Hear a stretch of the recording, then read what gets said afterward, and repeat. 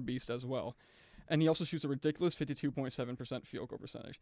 So basically, this guy's almost unstoppable in the paint. So Fordham is going to need to play a physical game to keep Mitchell out of the paint as much as possible. Whether that's involving Jack Whitbourne or Ricky Scholl is going to need a great game to keep Mitchell in check in order to give the Rams the best chance possible at victory. But both of these players are going to step up big time today to not only keep him from scoring, but to also box him out properly and make sure that rebounds are gained on Fordham's side. Fordham definitely needs to show why they have such a good defense. And going into this game, Fordham, I think the biggest praise they have been getting is their defense and control over the ball. Like they always have high rebound numbers, and that's I think really their best stat is their rebounds and their defense. So hopefully, in this game, Fordham can show why they really have a defense to boast about and be able to lock these players up and make sure they can't either get to the ball or, if anything, get all those rebounds. Make sure they're not getting those secondary shots in and preventing them to get such a large lead.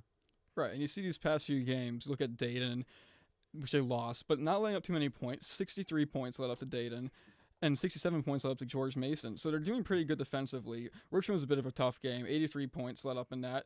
But the main thing here is that the offense needs to do better.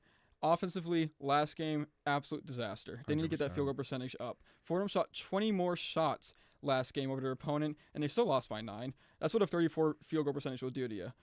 Fordham will need to focus less on the free ball, which they took around over 20 shots actually on the free, and only hit about 10 of them. So, and with that 20 shot metric as well, 20 more shots, that means they're kind of pushing the pace a lot, but they might be pushing a bit too quick for their own good. They might need to slow down the game a little bit, make sure that they catch themselves, stop rushing the game, and kind of just let the game take them where they're going. So not only the frees are hurting them though, like I said, take a bunch of shots, but they also missed a bunch of their shots within the paint as well, which will probably be even harder this game against a great paint defender like Frank Mitchell. So they need to shoot the free ball well, but also make sure it's a good shot. And within the paint, they need to take their time, have good footwork, and find a good lane to score. Definitely. Fordham, I think, have been rushing all their games. They burst out of the scenes as soon as they get onto the court, and then you kind of see them fizzle out and slow down towards the end of the first half, and that's the same thing going to the second half. They kind of go out with all this energy in them and kind of just burns out towards the end. And I think that really is one of Fordham's biggest struggles. They keep getting too tired. They keep making all these shots but don't actually land them, and they just need to do less attempts but actually hit their shots, and then just keep rushing out the ball, keep burning themselves out so quickly into the game, especially when they have usually a bit longer of an injury list and they don't utilize the bench as much. These players can't just burst out of the scenes and try to rush these games in. Right, and the thing too is just that Fordham needs to do a bit better of a job at holding on to leads here, because the things that these games are not one-sided. All these games are fairly close, usually decided within 10 points or more. We saw them earlier in the season. They were doing great in out-of-conference play, usually beating up on a bit worse opponents, or even just doing well against opponents that were, actually on their level. But the thing is, once they got to conference play, it seems that kind of the momentum has slowed down, and they're a bit lost right now. So I think, and when you look at even their game before at Richmond, bunch of three-pointers as well, and they shot even worse that game at 24%. So they're kind of living and dying by the three right now, the Rams, but they need to try to take a step back here, focus a bit more on the interior game, and so this way this game's more well-balanced, because right now the three-point shot's not falling, and in order to get anything going first, you just need to get the scoring going. You're gonna find an easier shot inside. So instead of focusing so much more on the perimeter, take it to the inside. When those buckets start going down, the three's gonna start going down, and then you can start actually living by that game that the Coach Magpie was kind of really trying to enforce here, because clearly this is a fast team. They take a lot of shots every single game, and so that's why they're taking so many threes. 3-point shots, quick shots, but they're not falling right now. Get the shots on the inside, go to the free then, and then all that confidence will be back. You can't boast about what's not there. I think that's the biggest thing with Fordham. Like, they shoot for threes so much, but end up shooting around 20%. Like, they really need to boost their numbers and focus in on being able to land their shots and not force all these plays when it isn't clearly working. And hopefully this game Fordham really gets to show their defense. I think it's something they really do well in, and they should be able to show off. But hopefully with coming with defense, they don't foul as much, which is, I think, a big thing Fordham always does. They've been fouling a lot and send the other team to the line very often. So hopefully Also Fordham... got to take advantage of the times that they get fouled as well. And they really don't. That's the thing. Last game they played, it could have been a lot closer if they made those shots from the line, but I just think they weren't used to since they send the other team to the line so often. Right, and then last game they only took 10 free throws, so clearly not a lot of contact being taken. But so that will be it for the pregame show. I'm Trey Rodriguez, and I'm joined by my host Sam G. Grande here with Anthony Smith behind the board. Very soon you're going to hear from the wonderful voice of Joe Henry, who's going to be announcing this game for us and giving us some great pictures of this game. So that's it for Rose Hill, and you'll hear from Joe Henry very soon.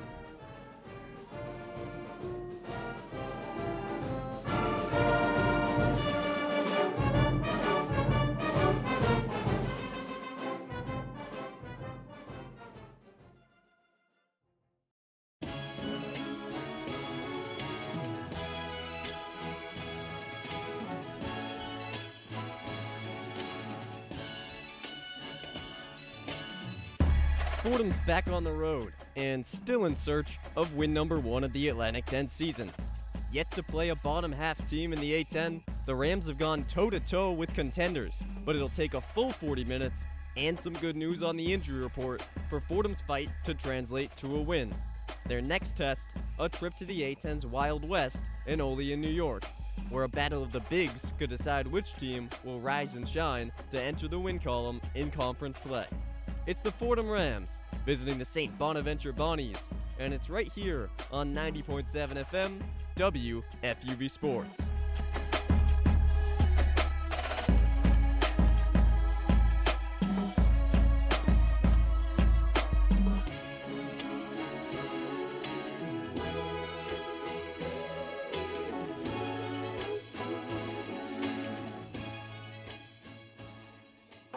From chilly St. Bonaventure University, it's Atlantic 10 basketball and one of the great college hoop scenes in the nation, Olean, New York, where two teams get set to do battle with that ever-elusive first win of conference play up for grabs. It's the 9-7 Fordham Rams visiting the 11-4 St. Bonaventure Bonnies. Joe Henry on site in the Reilly Center with tip-off minutes away. It's the first of two meetings for the A10's two New York teams this season, lining up for a fun one, plenty to break down. I caught up with Fordham head coach Mike Magpio pregame with more.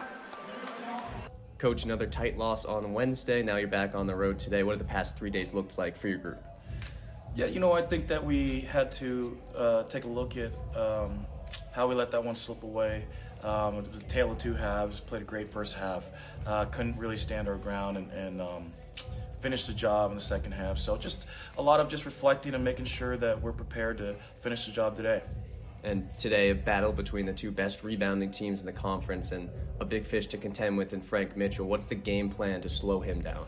Man, it's all eyes on him. We got to do the job on him, but it's not just our big man that got to do it. It's everybody. I think we're gonna have to swarm him. He's gonna have to see bodies everywhere, and that's not just offensively when he's got the ball in his hands. It's also on the glass when he's on the weak side. He's excellent at finding weak side space on every shot, and he averages over 5 offensive rebounds a game. So, but we are one of the best defensive rebounding teams in the country, and we're looking to fight the fight.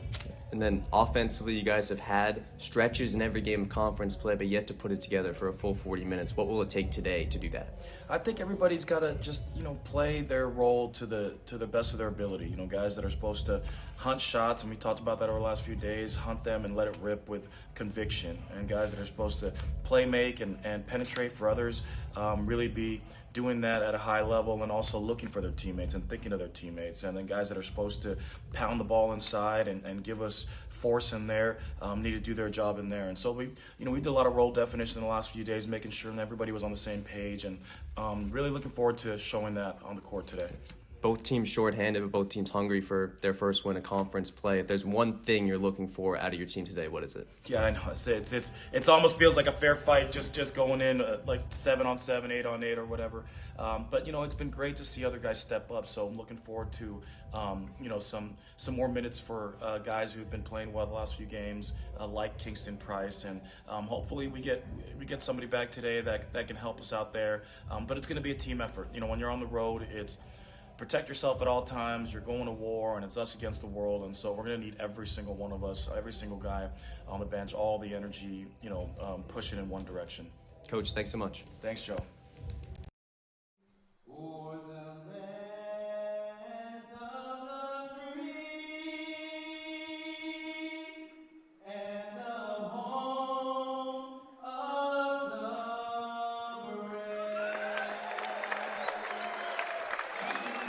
National anthem over with, basketball on deck, conviction in their roles. That was Fordham head coach Mike Magpio pregame. It'll take a full team effort for Fordham today. Underdogs as they've been in each of their first 4 contests of A10 play, but a team really starting to embrace that underdog mentality, but they've yet to take down a big dog this season. They'll try and change that today. Lineups out for either side. For Fordham, some good news on the injury report. Chris Henry missed 2 of his last 3 games with a concussion, back in the lineup today and starting for the first time this A10 season. The conference's leader in assists back in the fold for the Rams, but otherwise this Fordham team still shorthanded. They carry just 8 healthy scholarship players. Rora Kaur and Abbas Bodija still out, each with ankle injuries. They're expected back soon. Ryan Pettis, however, missing his 11th straight game today with a concussion. He did not make the trip out west. So the 5 to start for Fordham, it's Chris Henry joining Day-Day Reeves, 5th in the A10 at 16.5 points per game out of the backcourt. Big size advantage for Fordham at the 3, where 6'10" Akira Jacobs slots in. And then the battering ram, this burgeoning front court duo for Fordham, Rika Schulte and Jack Whitborn, a couple international players down low, and they have their hands full today. For St. Bonaventure, injuries to 2 of their backups, Amari Mitchell's 5 points per game and Ilya Yermakov's 3 points per game. So for St. Bonaventure, injuries to 2 of their backups, each have foot injuries, so the Bonnies down to just 8 guys as well. Scholarship players, that is, their first 5 today. The 1-2 punch in the backcourt, a pass for his point guard and redshirt junior DeSante Bowen, and a pure scoring punch with Buddy Simmons, just 5'11", but averaging 15 points a game for these Bonnies. Caden Charles, the 6'3" glue guy. At small forward, Daniel Labunawe getting his second straight start. At power forward, the sharpshooter stands 6'7", and then the big man, 6'8", 270 pounds. Frank Mitchell, the A10's leading scorer and rebounder, and the #1 offensive rebounder, not in the conference, in the nation. The guy that Fordham has circled on the scouting report today. Tip-off set for a couple minutes from the top of the hour. We'll be right back with more Fordham men's basketball to get underway on WFUV Sports.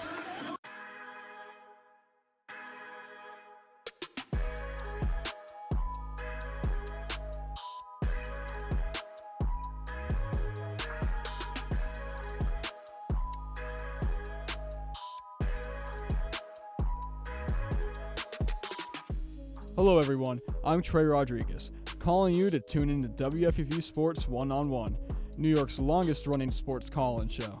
We're live every Saturday on YouTube from 11 a.m. to 2 p.m. and later at night on 90.7 FM from 11 p.m. to 2 a.m. We cover the latest news in the sports world with our wide range of beat reporters, as well as exclusive interviews with your favorite athletes. We'll see you next Saturday on One-on-One.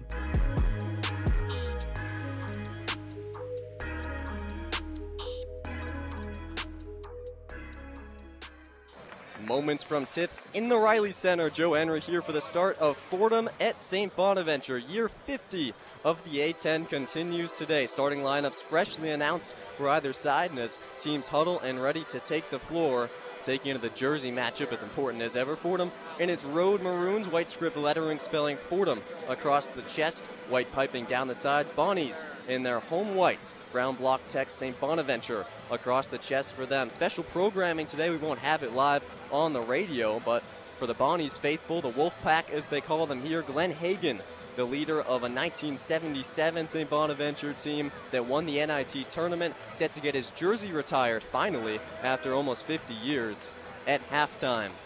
But 20 minutes till then, and 20 minutes that could go a long way to deciding who gets win number 1 on the conference season. Again, starting lineups for either side: Chris Henry, Day Reeves, Jack Whitbourne, Rika Schulte, and Akira Jacobs for Fordham. And over on the St. Bonaventure side, Desante Bowen, Buddy Simmons, Caden Charles, Daniel Abunaway, and the big man Frank Mitchell. It should be a good one between these two teams. St. Bonaventure entering today favorites by around 8.5 points. But Fordham, who has been an underdog in every single game they've played this conference season, is not afraid of a number like that. In every single game that these Rams have played in, they've held a lead or been within one possession in the second half. They hope to continue that today, but for the first time in conference play, these 0-3 Rams looking to finish the job and enter that left-hand column. Centers lining up at center stage: Jack Whitbourne and Frank Mitchell to start us off from the Reilly Center.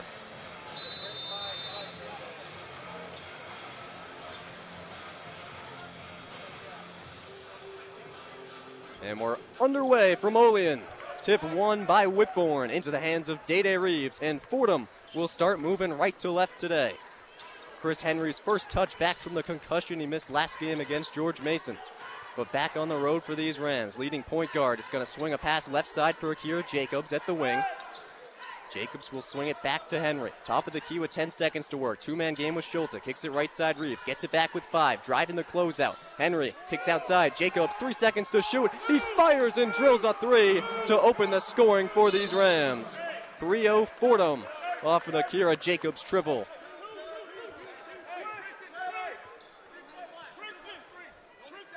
Jacobs coming off of 2 really quiet games after he drilled a career-high 4 3-pointers in the A-10 opener against Dayton. He's one of the guys that Fordham could really use a big night from in order to pull out win number 1 of the conference season. St. Bonaventure's first possession. Frank Mitchell cuts inside and finishes off the glass for 2. Got right by Jack Whitbourne. And it's 3-2 Fordham. 52 seconds elapsed in half number 1 of play. Desante Bowen applying full court pressure to Chris Henry as he brings it across the timeline for Fordham. Henry, two-man game with Whitbourne top of the key, kicks it right side for Reeves. Reeves driving the baseline. Reeves tied up, finds Jacobs in the left corner. 10 on the shot clock for Whitbourne top of the key. Finds a curling Reeves. Reeves, the center of the floor, loops a pass inside to Whitbourne. 4 to work. Whitbourne looking for answers. 2 seconds, got to put a shot up off the glass. He missed it. Rebound snared by Charles. St. Bonaventure the other way. Bowen trying to speed up the pace. Euro step inside. Can't finish over Henry, but a foul called after he missed the shot. And Desante Bowen will take this game's first 2 free throws.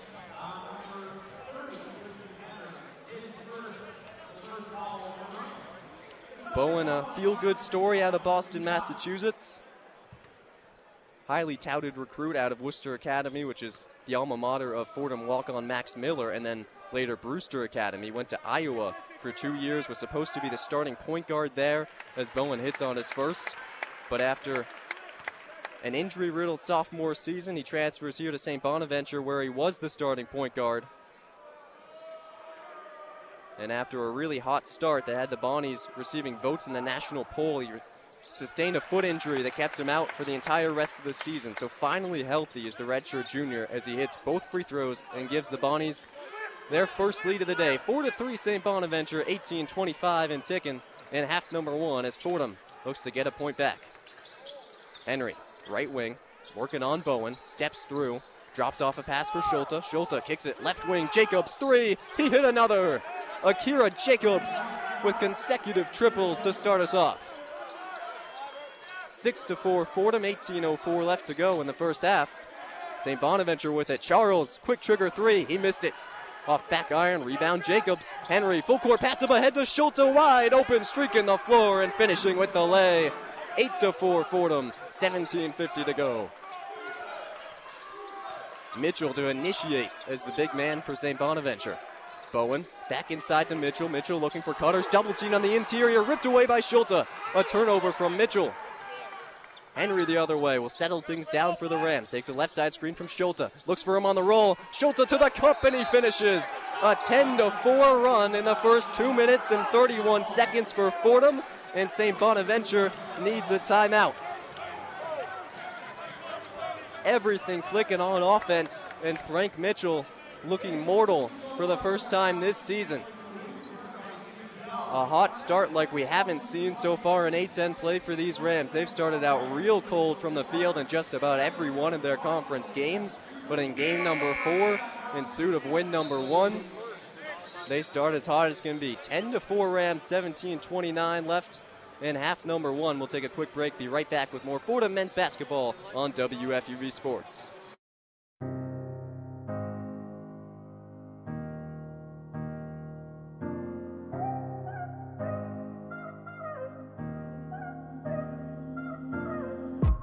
Hey, what's up? It's Owen Kelty, one of WFUV Sports' New York Knicks beat reporters. Jalen Brunson and the New York Knicks look to dominate the East and bring a championship back to New York. Keep up all season long on my X account at Owen Kelty for all the highs and lows of New York Knicks basketball. WFUV Sports is your home for all things Knicks.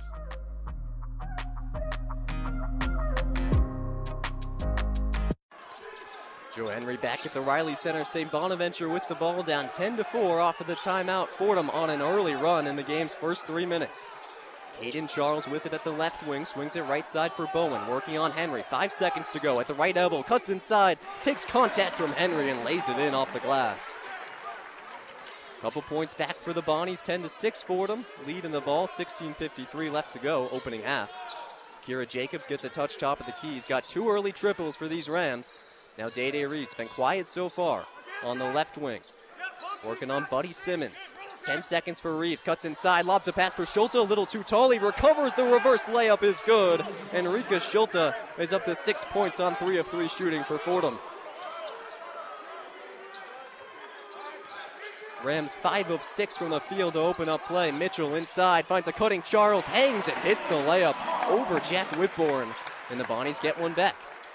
12-8 Fordham, highest scoring start with 16:13 left to go. Henry thought he drew a foul at the top of the key, threw up a 3. He missed it off the back iron, and the rebound retrieved by the Bonnies.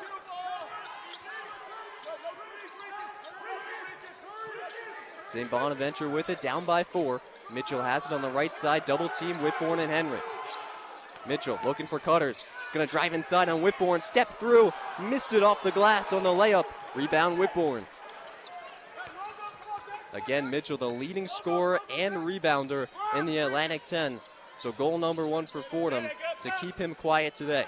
Fordham the other way, up by 4. Whitbourne cutting inside, loses the ball, is able to get it out to Reeves. Left elbow jumper, missed it. He was wide open, hit both sides of the rim and limbed out. Still 12-8 Fordham, 15:26 to go. Charles driving inside, draws a foul from Schulte. Looks like they're going to call it a blocking foul.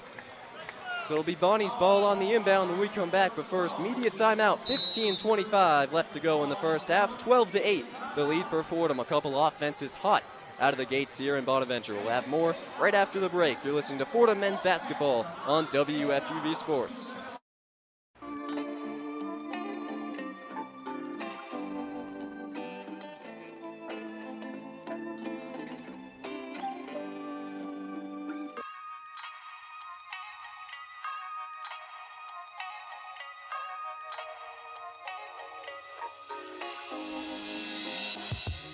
Hi everyone, I'm Grace McCarran and I'm one of your 2025-26 New York Islanders beat reporters for WFUV Sports.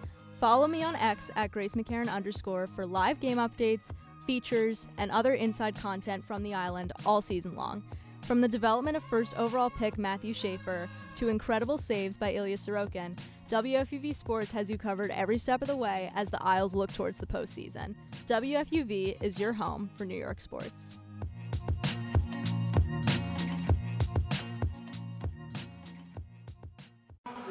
Fordham 12, St. Bonaventure 8. 15:24 left to go in the opening half of play. Joe Henry here at the Reilly Center. Opened 1966, named after Mike Reilly, coached both basketball and football for these Bonnies. In 2001, Jay Billis called this building one of the 5 hardest places to play in the country, and the stats back that up. Bonaventure has won more than 75% of their games here in the past decade plus. There's virtually no seating behind the basket. It's a bit of a weird layout here at the Reilly Center. So just a couple of rows for students for the band behind each basket, and then on either sideline, 3 stories worth of rows, about 30 of them, and it's pretty packed so far today. As I mentioned, the Glenn Hagan jersey retirement ceremony at halftime, part of the reason for that, but otherwise, I think a Bonnies Nation probably looking forward to a Buffalo Bills playoff game tomorrow, has Saturday off from football. If they're not interested in the other games going on today, and decide why not head over and watch some A-10 basketball here at the Reilly Center.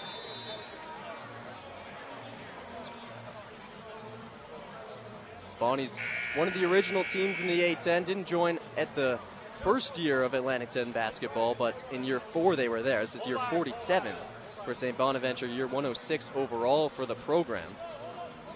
Fordham, meanwhile, in its 31st year in the A-10, joined in 1995. 12-8 Fordham. 15:24 left in the first half. Out of the under-16 media timeout, it'll be St. Bonaventure ball underneath the basket, with Buddy Simmons set to inbounds from the left side of the floor. Gets a pass into Bowen. Curls up to the right wing. Misses on the 3. Play drawn up for Simmons. He missed it, but the rebound draws a foul from a Bonaventure player. It's going to go against Daniel Ibanue. Trying to grapple with Rika Schulte down low. Schulte's drawn a lot of fouls in the act of rebounding. Just the first foul for St. Bonaventure so far today. Fordham has 2. 15-12 left to go, opening half. 12-8 Fordham. Marcus Green ran into a man and is called for an offensive foul. Off the give and go, he barreled over Daniel Ibanue, who was whistled for a foul on one end and draws a foul on another. So the Bonnies will get it right back down by 4, 15-10 to go.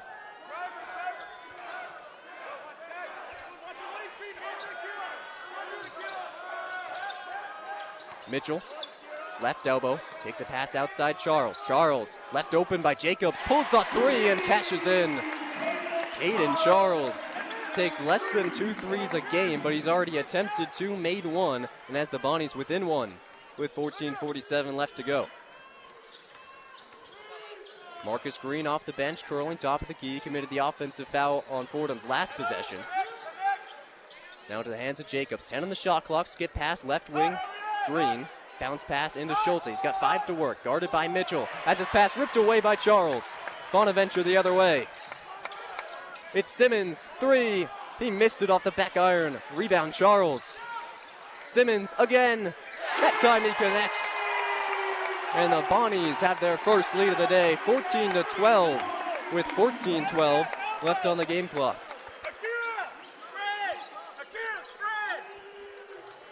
Day Reeves across half court for Fordham, trying to set their offense. They've cooled off a little bit here. Reeves splits 2 defenders, cuts to the cup, and hits it off the glass for 2, and we're knotted back up at 14.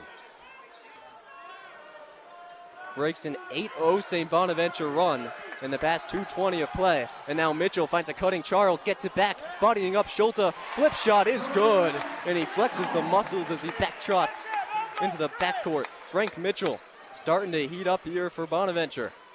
Bonnie's back in the lead, 16-14, 13:30 to go. Reeves will settle things down for Fordham.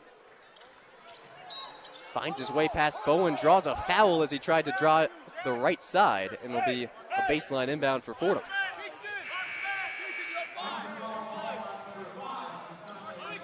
Couple substitutions for the Rams. Kingston Price will come into the game for the first time, coming off of a career-high 9 points. Career-high 3 rebounds, career-high 21 minutes.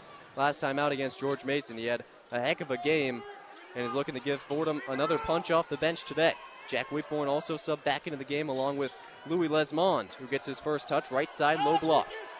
Lesmond with 10 to work, working on the smaller Bowen, spins towards the cup, finishes off the window for 2, and it's great to see Louis Lesmond get into the scoring column right away for Fordham, a guy who has really struggled so far this season. Has us tied at 16. Quick trigger 3, no good from Charles, rebound Whitbourne. 16 all, under 13 minutes left to go. Lesmond, left corner, now back up top for Reeves. Reeves hedged off the screen by Mitchell, he'll back off. Reeves cutting towards the left side of the floor, trying to knife his way inside, step back, fade away, 10-footer, no good. Rebound controlled by Bonaventure, but a foul called on Mitchell, grappling with Jack Whitbourne, and it's great to see Jack Whitbourne draw a foul on the A-10 and maybe the nation's best rebounder. So Fordham will get it left side of the basket on the baseline. Shot clock will reset to 20. Reeves gets it into Schulte at the right wing. Working on Joe Grahovec, who's a heck of a story for the Bonaventure Bonnies. We'll talk about him later on. 10 seconds on the shot clock for Reeves. Top of the key. Kicks it right wing. Schulte, quick trigger three. Missed it off the front of the iron. And another foul called on Mitchell. In the act of rebounding, he fouled Whitbourne again for the second straight time on this possession. And he's beside himself. He has to sub out early here.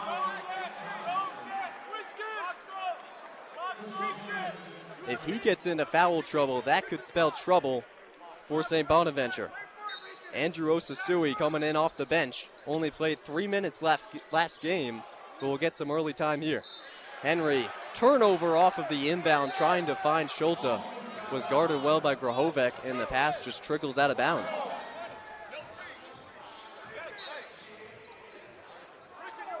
(16-16), 12:23 left to go.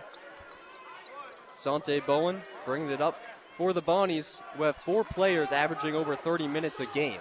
Tells you a little bit about how the Bonnies like to operate, not a quick substitution team. Charles, he's been aggressive early. He hits a jumper from the free throw line, and St. Bonaventure's back up 18-16 with 12:07 left to go.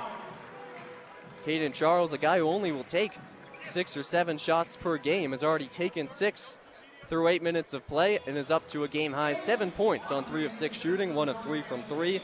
Tack on a team-high 3 rebounds, a team-high tying 2 assists, and a steal.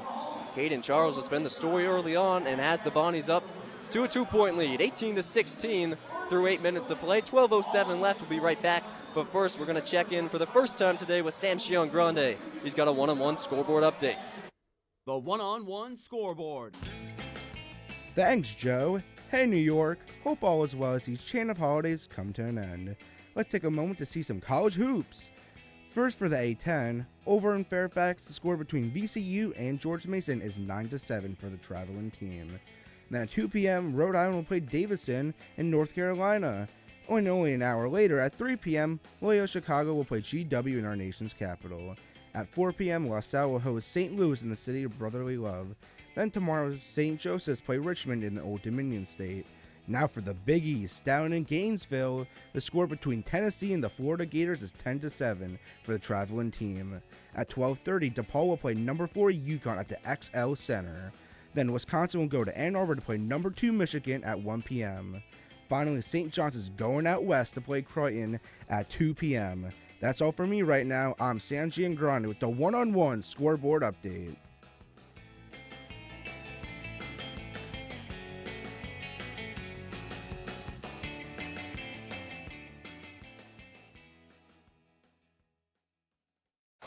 Thank you, Sam. Joe Henry courtside at the Reilly Center, where the Mark Schmidt-led Bonnies lead the Mike Magpayo-led Rams 18-16 with 12:07 left in half number 1.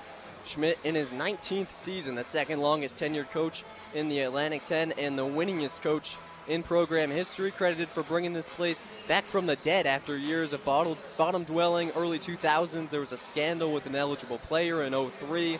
This team really struggled for years, but then after he took over, well, he's really revived this program. 2-time conference champion, 2-time coach of the year, a revered tactician as well here in Olean. Ranked one of the top 15 X's and O's coaches in the country by his peers earlier this year. That was a CBS Sports poll conducted in November. And in the NIL era as well, he's putting together a winning product on the floor year after year, even though not a lot of returning faces for these Bonnies. Just 4 returners for St. Bonaventure. Entire starting the lineup is composed of transfer students. And really every player you'll see today was not on this team a year ago.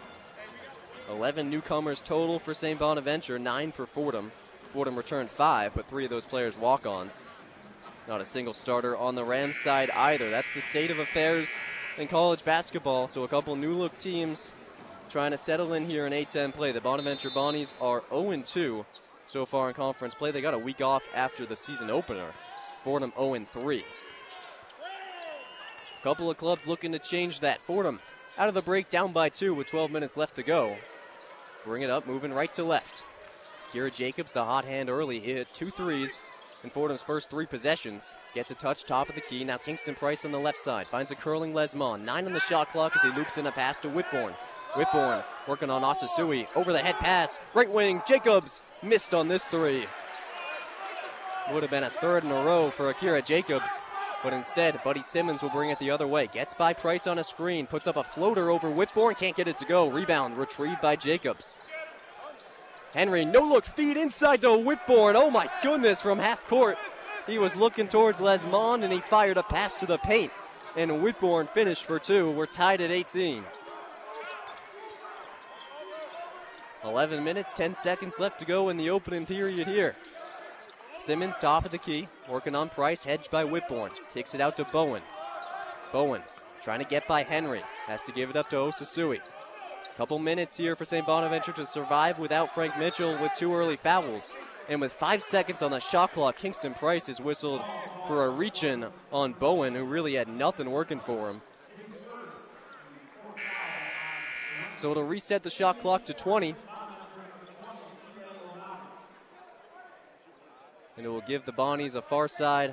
Side out inbound is Achille Lonati, the Italian native from Pavia. Will check into the game for the first time today. Only received 11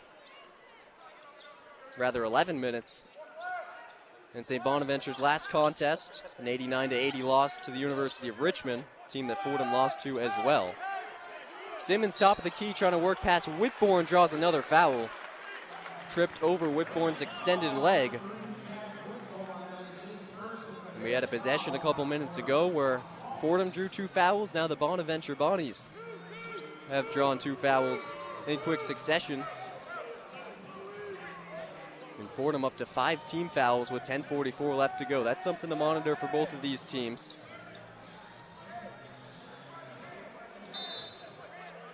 Lonati to trigger the inbound, far side. Finds Simmons at the Bonaventure logo. The Bona Wolf, the mascot for the St. Bonaventure team. Lonati picks it back to Simmons. He gets it back. Right wing, 3. No good off front rim. Rebound Whitbourne. Whitbourne's 3rd board of the day for the Rams. Still tied at 18, 10:20 left to go. Henry working the 2-man game with Whitbourne, right side. Skip pass finds Lesmond. Left corner 3 was blocked by Grahovec. And Jacobs gets fouled on the rebound effort. He goes face down onto the floor, but he's just fine. The foul against Achille Lonati.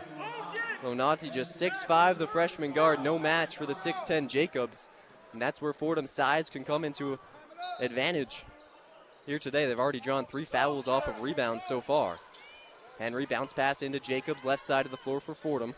A new 20 for the Rams. Henry has the ball swatted out of bounds by Simmons. Pesky defense will stay with Fordham, 15 on the clock. 18-18, 10:08 to go in the opening period.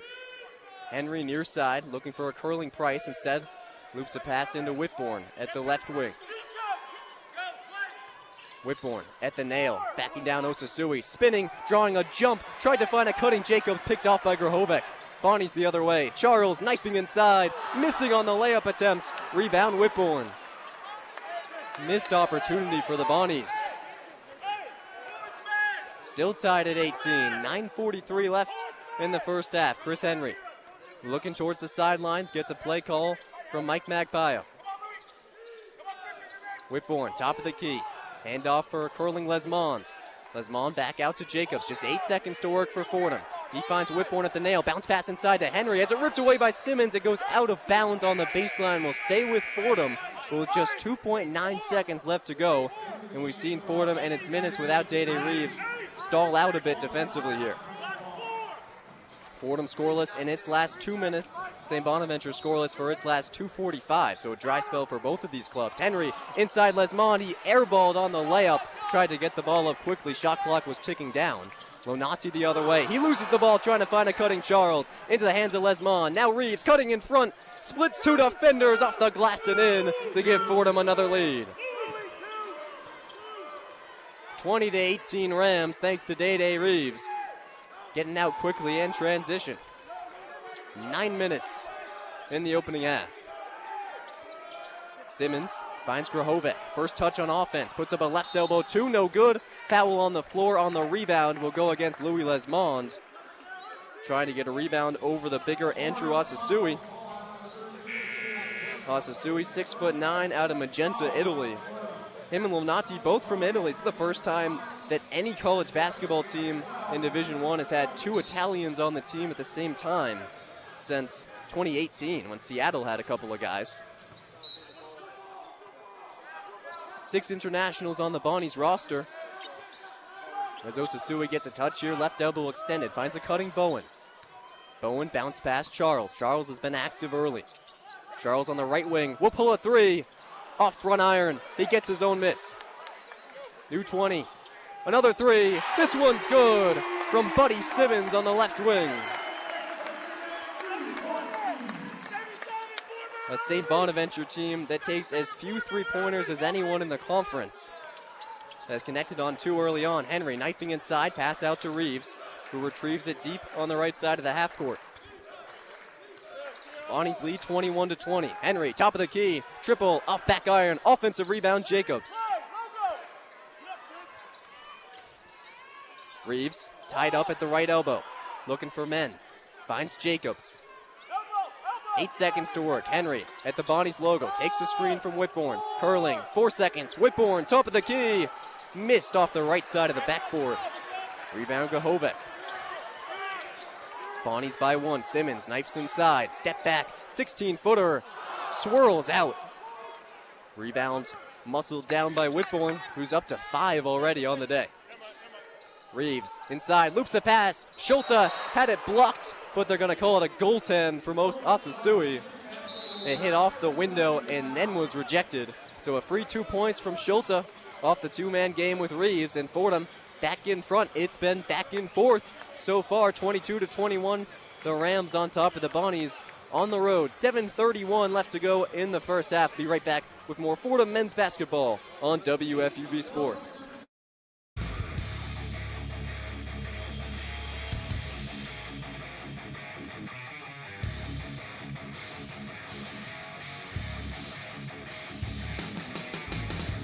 Hey Devils fans, Tucker Austin here from WFUV Sports, one of your New Jersey Devils beat reporters for the 2025-26 season. From Hughes Brothers Havoc to Heischer hat tricks and Markstrom masterclasses, I'll have you covered live from the Prudential Center for all things Jersey hockey. Follow me on X at @T_Austin_24, where I'll have live game updates, analysis, and post-game coverage all season long as the Black and Red look to bring Lord Stanley back to the Rock. WFUV Sports is your home for everything New Jersey Devils.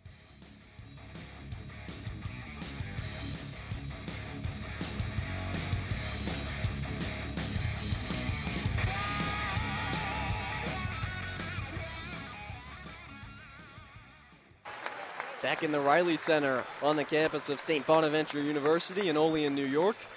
Olean, formerly founded by a man fittingly named Adam Hoops in 1804. So a fitting name for a city that would become one of the hidden gems of the college hoops world. This is a basketball town of just 15,000. And today, it's the Bonnies down by one, 22-21 Fordham with 7:31 left to go. You've got maybe a third of the entire population of Olean in the building at the Reilly Center, which seats north of 5,000. It's been back and forth for both sides so far, where Fordham, main story has been the neutralization of Frank Mitchell, who's got just 4 points on 2 of 3 shooting, only 1 rebound, and had to be subbed out at the 8-minute mark after drawing 2 early fouls, contending for rebounds with Jack Whitbourne. You don't see that often. A guy in Mitchell who literally leads the country in offensive rebounds, and as good a rebounder as you will find. Having to sit early, committing fouls on the glass. That's a big advantage for Fordham, but overall on the glass, it is the Bonnies leading. Thanks to Caden Charles, he's pulled down 4 boards. Bonnies up 9-8 in that category, 3-1 on the offensive glass. No surprise there, Bonnies one of the best teams in the country, even better than Fordham on the offensive glass. Fordham ranks 30th St. Bonaventure ranks 26, where the discrepancy lies that Fordham is the 14th best defensive rebounding team in the country, and St. Bonaventure is just above national average, 149th. So that's where you figure the Rams could carve out an advantage. And so far, neither team has really done so. 22-21, even in most major categories. A Fordham team that has struggled in the paint, scoring in A-10 play, up 16-8 in that category. So that's good news for the Rams. They've struggled with efficiency down low. But Schulte's got 8 points on 4 of 5 shooting, coming off of an inefficient performance last time out against George Mason. So that's good to see. Back to play here in the Reilly Center. 22-21 Fordham, 7:15 left on the clock in the first half. Sante Bowen. Up top, Grahovec. Osasui finds a curling Simmons, and Osasui committed a foul. Reeves was trailing Simmons, trying to defend off the screen, and Osasui stuck the elbow out on him, drew some contact, and an offensive foul from St. Bonaventure. In the foul department with 7 minutes left to play, Fordham has 6, St. Bonaventure 5, so both teams nearing the bonus. 22-21 Rams looking to add on here. Chris Henry on the left side will initiate, finds Jacobs, now Whitbourne. Henry top of the key, guarded tightly by Bowen and draws a foul. Henry wants a shooting foul as he started the shooting motion to draw the contact from Bowen. They're going to wave that off, call it a foul on the floor. But it is the 6th foul of the half for St. Bonaventure. So both teams in the bonus rest of the way. Next foul committed will be a 1-and-1.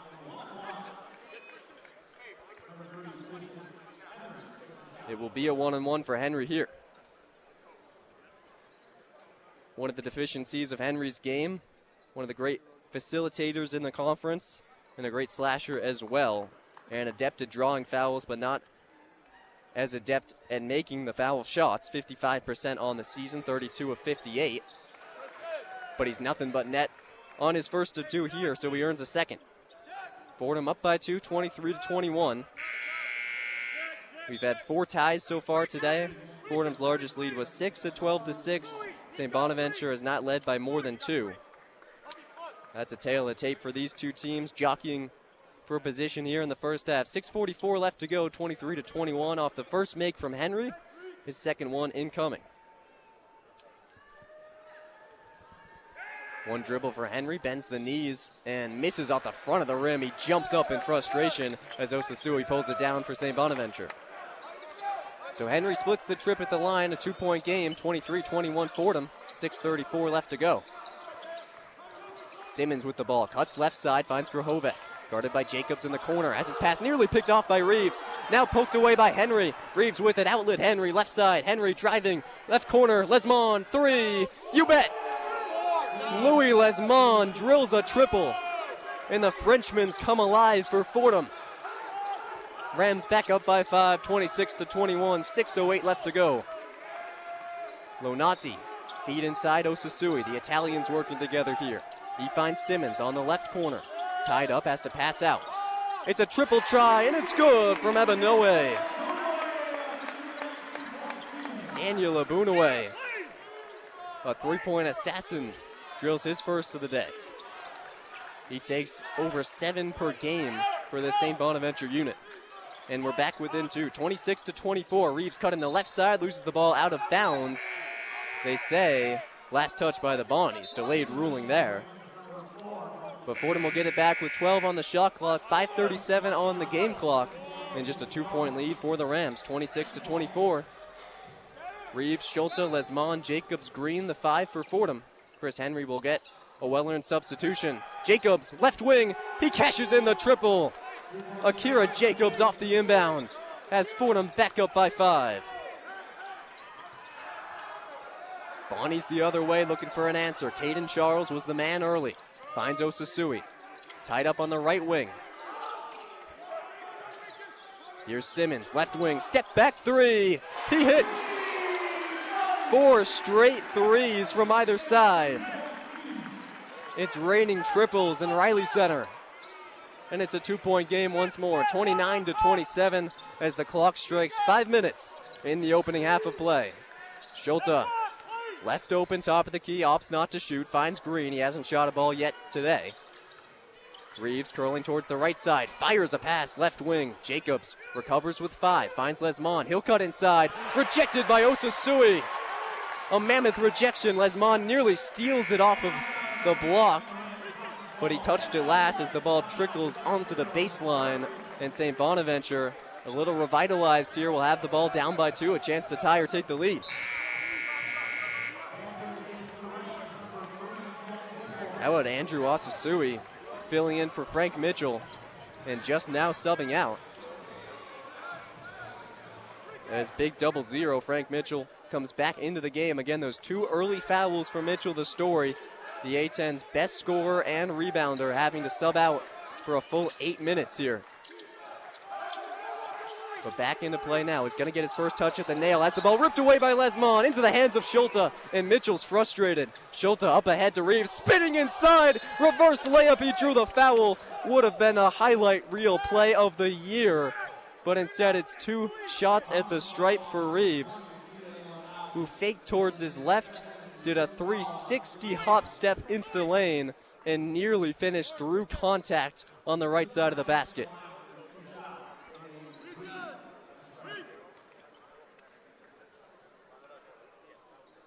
Reeves will get 2 tries, 25 of 34 on the year, 74% from the stripe, and connects on his first. Good to see Reeves getting to the line. He's the 7th lowest free throw rate in the entire conference, but he's averaging over 5 tries a game in A-10s. That's where you'd want him. A talented slasher, a decent free throw shooter. You want to see him be aggressive, get inside. That's when good things happen for this Fordham team, as Reeves makes them both. And Fordham has the pendulum swing back in its favor off of the steal and the free throws, 31-27. 4-point lead for the Rams, 4:11 left to go. Mitchell gets another touch, double team by Schulte, has to give it away, and he turned it over again. Stolen away by Reeves. Reeves the other way. Green lobs a pass for Lesmond, too tall, out of bounds, and what could have been a lob to finish off another Mitchell turnover. Turns into a turnover of Fordham's own.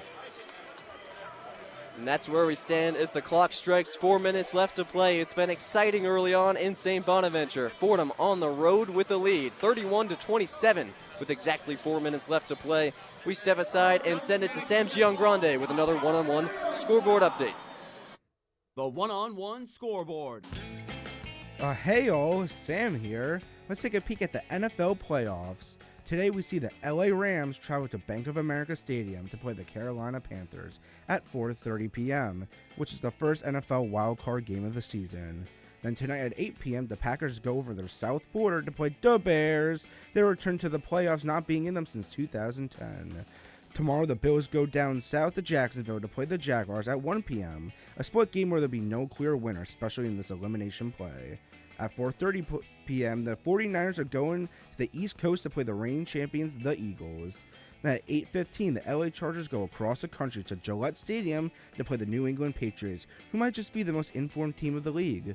Monday Night Football will have us see the Texans come up north to play Aaron Rodgers' Steelers, who just barely squeezed themselves through into their wildcard spot. I'm Sam Giangrande with the one-on-one scoreboard update. Make sure you tune into our halftime report. I'll see y'all then.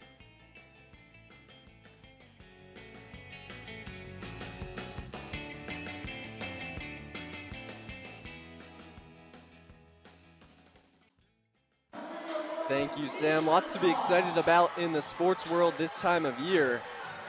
And an exciting matchup so far here in the Reilly Center. Battle between New York's lone 2 teams in the Atlantic 10, Fordham and St. Bonaventure in Bonnytown. And so far, it's these road Rams up to a 4-point lead, 31-27, with exactly 4 minutes left to play. It's been a 3-headed monster for Fordham. Akira Jacobs, the leading scorer, off of 3 made threes on 4 tries. He's got 9 points and 3 rebounds for Fordham. Enrique Schultz has got 8 on 4 of 5 shooting. Day Reeves has 6 on 2 of 4. He made both of his free throws, drawing that foul. Reeves and Schultz tied for 9th in the A-10 in steals. Each have 2 early on, and Frank Mitchell has turned it over 3 times. Both teams overall have been decently careful with the ball. Each side has 5 turnovers, but 3 for Mitchell. A sight to behold as a Fordham team that has started to become known for shutting down other teams' best players and making the ancillary pieces beat you, is doing just that to Mitchell. Just 4 points on 2 of 3 shooting, just 1 rebound for a guy who averages 16.9 points per game, first in the A-10, and 11.1 rebounds, first in the A-10 as well. 6th in the NCAA in total rebounds is Frank Mitchell. First in the NCAA in offensive rebounds. He has 0 so far today. So Fordham executing the scouting report early, but still plenty of work left to do. 3:55 to go as Bonaventure handles a full court zone press from Fordham to get things back started. Final few of the first half from the Reilly Center. Bonaventure with the ball down by 4. 31-27 Fordham. Buddy Simmons to run some point, dealing with a 2-3 zone for the first time today. Simmons kicks it right side. Ebenue has to get it back to Simmons. 4 seconds to work. Ebenue, deep triple try. Missed it off the right of the iron. Scrap for the rebound. Won by Whitbourne. Pulled it down over Frank Mitchell. Fordham again just neutralizing Mitchell so far today. Henry the other way for the Rams, up by 4. Their largest lead today is 6. Looking to match or beat that here. Henry, pass inside, picked off. Ebenue leading the fast break. Up ahead to Lonati, a 2-handed slam to bring this crowd to its feet. 2-point game, 3 minutes to go in the opening half. 31-29 Fordham. Leading the ball is Chris Henry. Swivels his head back to Mike Magpile, calls a play, and brings up Jack Whitbourne for a left side screen. Hedged well by Frank Mitchell, double teamed on the left wing. Gets it out to Whitbourne, 8 seconds to work. Fordham needs to move here. Reeves, deep on the right side. 5 seconds, NBA range 3. He drilled it. Day-Day Reeves, as the shot clock trickles down, nets another 3. Fordham back up by 5. 5 3-point ranks for the Rams in 11 tries. 34-29, 2:19 left to go. Reeves gets a steal. Caden Charles on the left elbow, had it poked away by Reeves. 6th turnover of the day from the Bonnies. Lesmond, left corner, steps inside, gives it up to Reeves. Up top, Whitbourne. Magpile will call a play, and Reeves will reset at the Bonnies logo. Right side screen from Whitbourne, gets by 2 defenders, right to the cup, and finishing off the window. A game-high 7-point lead for Fordham with 1:50 left to go, 36-29. Fordham with makes on 5 of its last 6 shots and on a 5-0 run here in the last minute 13. Lonati, right side corner, swirls out. Rebound Reeves. Fordham trying to seize this momentum. Chris Henry, left side screen, Schulte. Rams by 7. Inside, Schulte bodies up Mitchell. Can't finish on the layup. Rebound Abunaway, and now the Bonnies want to run. Simmons on the left wing, entry pass Mitchell. He's looking for cutters, doesn't have anyone. Kicks it out to Lonati, right wing. Now Abunaway, guarded tightly by Lesmond. Final minute and 8 seconds here of opening half from the Reilly Center. Bonnies down by 7 here. Charles spinning on Schulte, 10 seconds, gives it up, curling, Lonata, 3, he hit it. Off back iron and in. Much needed from Lonati to make it a 4-point game. Final 48 ticks in the opening period. 36-32 Fordham. Henry with it on the left side. Pulls up for 3. No good off the front iron. Rebound pulled down by Simmons. He brings it up. Lonati, trailer, 3. No good. Offensive rebound, Charles. Charles puts it up over Schulte and in. 2-point game. And Charles landed on his backside, is injured. Limping up the floor as a Bonnies run has them back within 2. It was a 5-0 Fordham run and about a minute and change, and now a 5-0 Bonaventure run in the same time frame to keep things tight here through nearly 1 half of play. Final 24 seconds from the Reilly Center. Shot clock turned off for Fordham. Looking to go up by 2 possessions before we head to the locker rooms.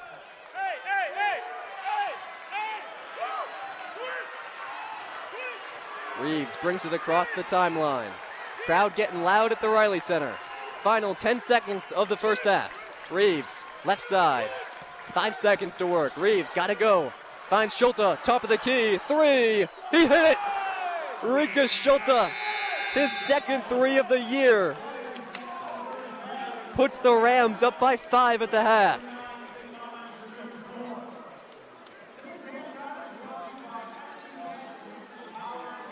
An unlikely source has the Rams up by their biggest lead at a half so far this A-10 season. 39-34 off the Rikus Schulte 3. We're through 20 minutes, but still 20 minutes left to go, and what's been a fun one so far. Rikus Schulte and Day Reeves, the two-headed monster, leading the way for Fordham, each with 11 points. Schulte off that 3, now 5 of 7 from the field. The A-10 second leading rebounder does not have a single board to his name so far today. But I think you take that with an 11-point performance, one of his best offensive performances in a single half this season, and Day Reeves up to 11 on 4 of 6 shooting, a guy who really struggled efficiency-wise, just 6 of 19 from the floor his last time out. So positive signs all around from Fordham, and Frank Mitchell, the A-10's leading scorer and rebounder, at just 4 points and 1 rebound through a half of play. He's got 2 personal fouls to his name. Things looking up for Fordham. 2 teams searching for win number 1 on the conference season. It's 39-34 rather. Through 1 half of play, we've reached halftime in Olean, New York. Stay right here, though. We're sending it back to the Big Apple. Trey Rodriguez and Sam Giangrande have your one-on-one halftime report. The one-on-one halftime report. Hello, everyone, and welcome to the one-on-one halftime show here in the Rose Hill studio. I'm Trey Rodriguez, joined by my co-host Sam Giangrande with Anthony Smith behind the board. And look at this right now. Fordham's doing pretty good, I would say, right? Up 39 of 34 at halftime, actually shooting very well from 3 at 46%. And they're also distributing that shot distribution as well, with putting a lot of points up in the paint as well. So they're doing pretty good job so far, honestly. I'm pleasantly surprised with what I'm seeing here. And key thing here, even as I addressed earlier in the show, and as I bet Coach addressed with the team as well, was to address Mitchell, right? Best rebounder, one of the best rebounders, if not the best rebounder in the nation. And what does Whitbourne do early, right? He draws 2 early fouls on Mitchell from playing physical in the paint and boxing him out, and that forces Mitchell to go out for a large part of the first half. And what does Fordham do? They take advantage of that. They capitalize. And basically, Mitchell's been almost neutralized from this game. So Fordham is playing a great job addressing the Bonnies' best player, and we see it here in the results. Yeah, 100%. I think this Fordham team, who knows, maybe they're listening. I think they've been pacing it down a little slower. They've been a bit more ease. Like, if you look at the threes, 46% is very good for a college team. And they're almost at 50%, 6 and 13. And then from the line, shooting 75%, they've really been focusing on slowing down and realizing that if they play slow and controlled, it's a lot better than rushing out and pushing themselves too early in the first half. And overall, I think each aspect, I don't think there's anything really right now to change. Like, don't fix what ain't broken. Like, going into this half, I think Coach Magpie, really it's just more about assessing other players and how to play around them, but I don't think they really should be changing what they're doing at halftime right now. I think they've been pretty successful so far. Yeah, I totally agree with that. They really have been playing strong so far, and I really do appreciate how the team seems to really be emphasizing having a more balanced game plan here, taking a good amount of threes. Actually, they are taking basically the same volume of threes that they've been taking throughout the previous games, but they're actually hitting them now, and we're seeing that working out for them. But they're also taking a good amount inside the paint as well. And even though this is a stronger paint team that they're going against, they're actually doing a pretty good job at taking advantage of those close-up opportunities. So good job here by the Rams. For me, I think that my player of the half has to be Whitbourne here. Not too many points exactly to speak of, but he is doing a fantastic job on the rebounds. Six boards so far. Great job.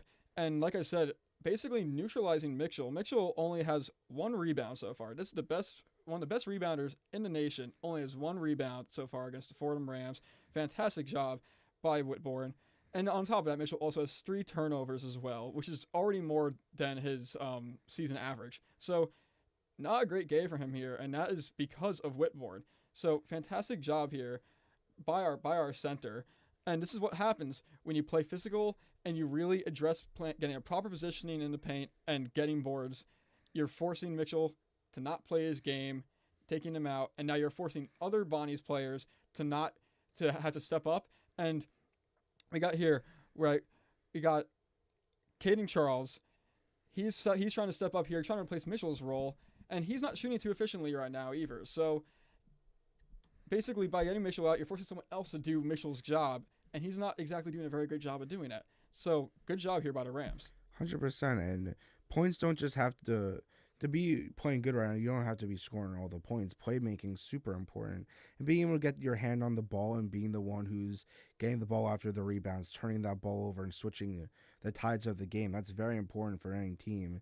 And I'm glad Fordham's realizing that, to where they realize it's not just whoever can shoot the most is being the best player on that court. It's that the players who are actually getting in there being aggressive, but not where you're sending them to the line too much, but to where you're getting that ball, you're turning the ball over, you're switching the whole memento and the whole pace of the game.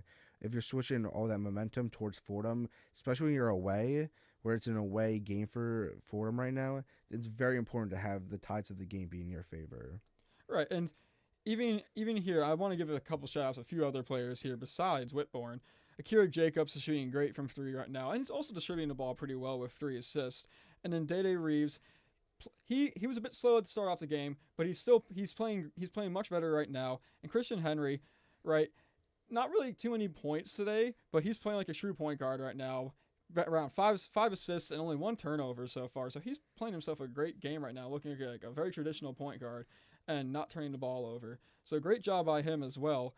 I'm kind of surprised here that this is like a very low free throw game so far with how much is happening within the paint with Fordham. I would expect a bit more free throws, but I think this is partly because when watching the game, it does seem like St. Bonaventure is a bit behind on the help defense. There's always about 2 steps behind, and there's a lot of open looks here by Fordham. So this is probably going to be addressed by the St. Bonnie's coach at halftime, because there's some clearly glaring weaknesses with his approach on the defense in the paint, but it just doesn't get addressed. This is their Achilles heel right now. The help defense is looking pretty brutal in paint, and that's why you're seeing no fouls, because no one's there to foul in the first place. Shot's already up by the time anyone gets there. So, yeah, there's a lot of points in the paint. There's not many fouls, and that's the reason why, because no one's actually there to defend that paint. So, right now, Fordham, not really much to say on what to actually improve upon. They're doing a pretty great job on all aspects of the floor right now. Really, just keep on up with that shooting. They're shooting confident right now, doing good in the paint, properly distributing the ball throughout and scoring all over the court, and playing great defense as well, and most importantly, neutralizing the best rebounder in the nation and making him look like he's just some role player. I think Coach Magpie really got his notes in check before this game. He knew who they had to lock up before going to the game and execute it, I wouldn't say perfectly, but very well going to this game. They knew exactly who their biggest opponent would be, who their biggest trouble would be in the situation. Being able to neutralize him, have him controlled, gets Fordham an easy way to have their offense be good and on the defensive end. And Fordham really gets to show why their defense is one of the better ones in the A-10. And because they're able to be a bit more lax on the defense, they're able to shine now on the offense. They've been shooting very well, and I think it's also good that Fordham, for a team who usually fouls a lot, haven't been fouling, as you said, really almost none. So Fordham, they're playing clean but aggressive, which I think is the best thing you can do for a team. And then something else that's interesting here as well is that Fordham is basically playing a 6-man rotation right now. Kingston Price and Marcus Green only have 3 and 4 minutes right now, respectively. But Lamond, 13 minutes off the bench, really the only bench player getting insubstantial time. He's doing a pretty good job here with his opportunity. So right now, this squad is probably a bit exhausted out there on the floor, and they're doing a great job. St. Bonnie's, both teams are down a bit on the injury side. They're kind of low on numbers.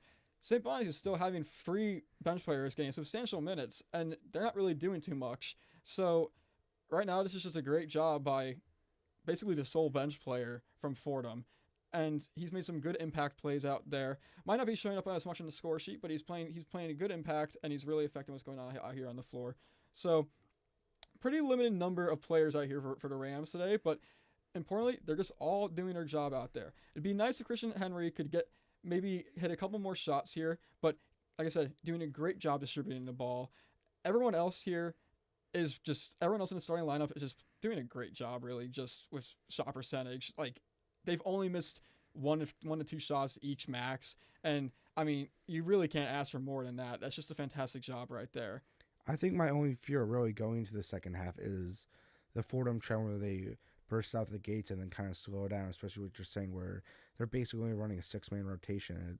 They really do have to make sure they don't get burnt out in the second half. But and they are playing pretty slow today, yeah, it seems, compared they to are. normally. So, but this is the highest first half in scoring for Fordham since the Northern Classic against U Albany, and the highest in any A10 game so far this season. So Fordham, even though they have been slowing down compared to other games, still very much bursting out those gates. We just really hope that in the second half they take a more possessive heavy end where they don't really have to be scoring too much. They can just control the court and control the ball and make sure they have the ball in possession.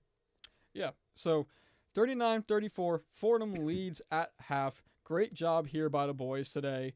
That is it for the halftime show, and we will be going back to Joe Henry, who's going to lead us through the rest of this game.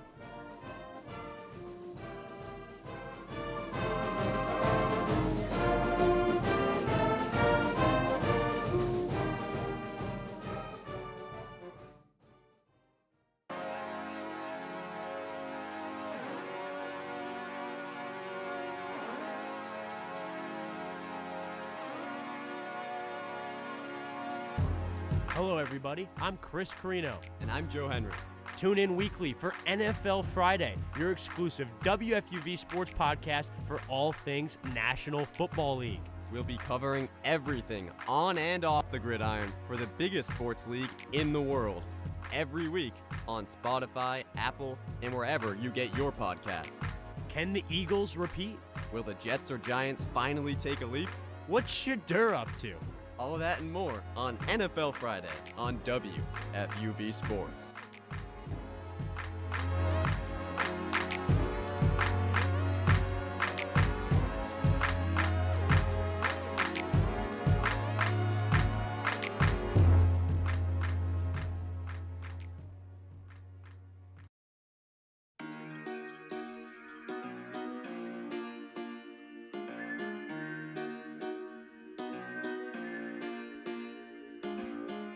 Hey everyone, it's Lydia Perner. And Grace McCarran. And we are two of your hosts for 5 on 3. WFUV's best, if only, hockey podcast. With all the storylines in the tri-state area, you won't want to miss an episode. How will Matthew Schaefer fit in with the Islanders? And will the Rangers have a bounce-back season under Mike Sullivan? Finally, will the Devils be able to stay healthy and hit their full potential? Stick with us all season for all things NHL and Will Cooley updates on WFUV Sports.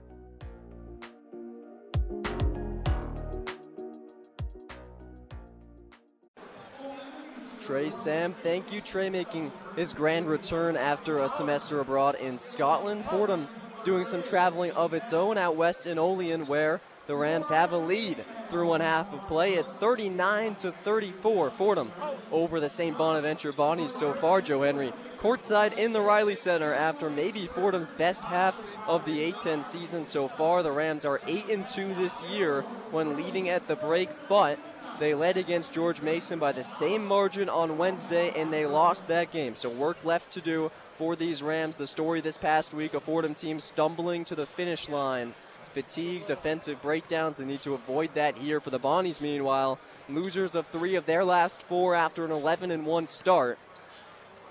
They were down by just 3 at the break versus Richmond on Wednesday, and then they gave up this huge run to start the second half, ended up trailing by double digits most of the rest of the way. So a crucial first few minutes of this second half on deck. Fordham trying to build on a 5-point lead. St. Bonaventure trying to cut it down. About a minute and a half until we get underway for the second half of action here. Leaders through 20 minutes. Rika Schulte, 11 points, 5 of 7 shooting. No rebounds for the second leading rebounder in the conference. And Dede Reeves also with 11.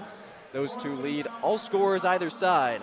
Reeves 4 of 6 from the floor. Nailed his only try from 3 from logo distance and dished out 4 assists in the period. Second only to to Chris Henry, who had 5, making his first start of A10 play, missed 2 of the first 3 games with a concussion. And I love what Trey Rodriguez said in the halftime show, because his numbers might not stake out all that much, but Jack Whitbourne may be the player of the game for Fordham so far, because he has dominated his battle with Frank Mitchell on the boards through 20 minutes of play.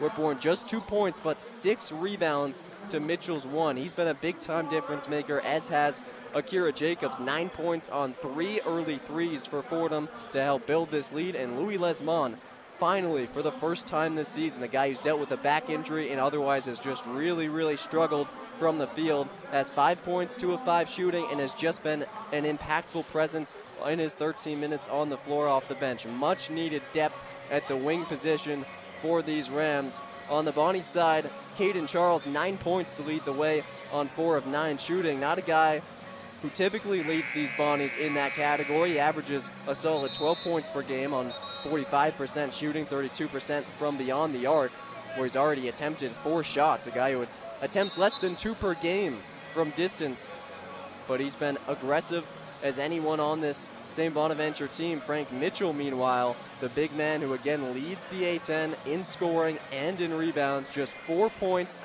and 1 rebound in the first half of action, only received 12 minutes after some early foul trouble. He has 2 personals and 3 turnovers. Fordham has made his life really difficult, both on the glass and when he has the ball, because this is one of the Bonnies' best facilitators, not just an interior presence, is Mitchell.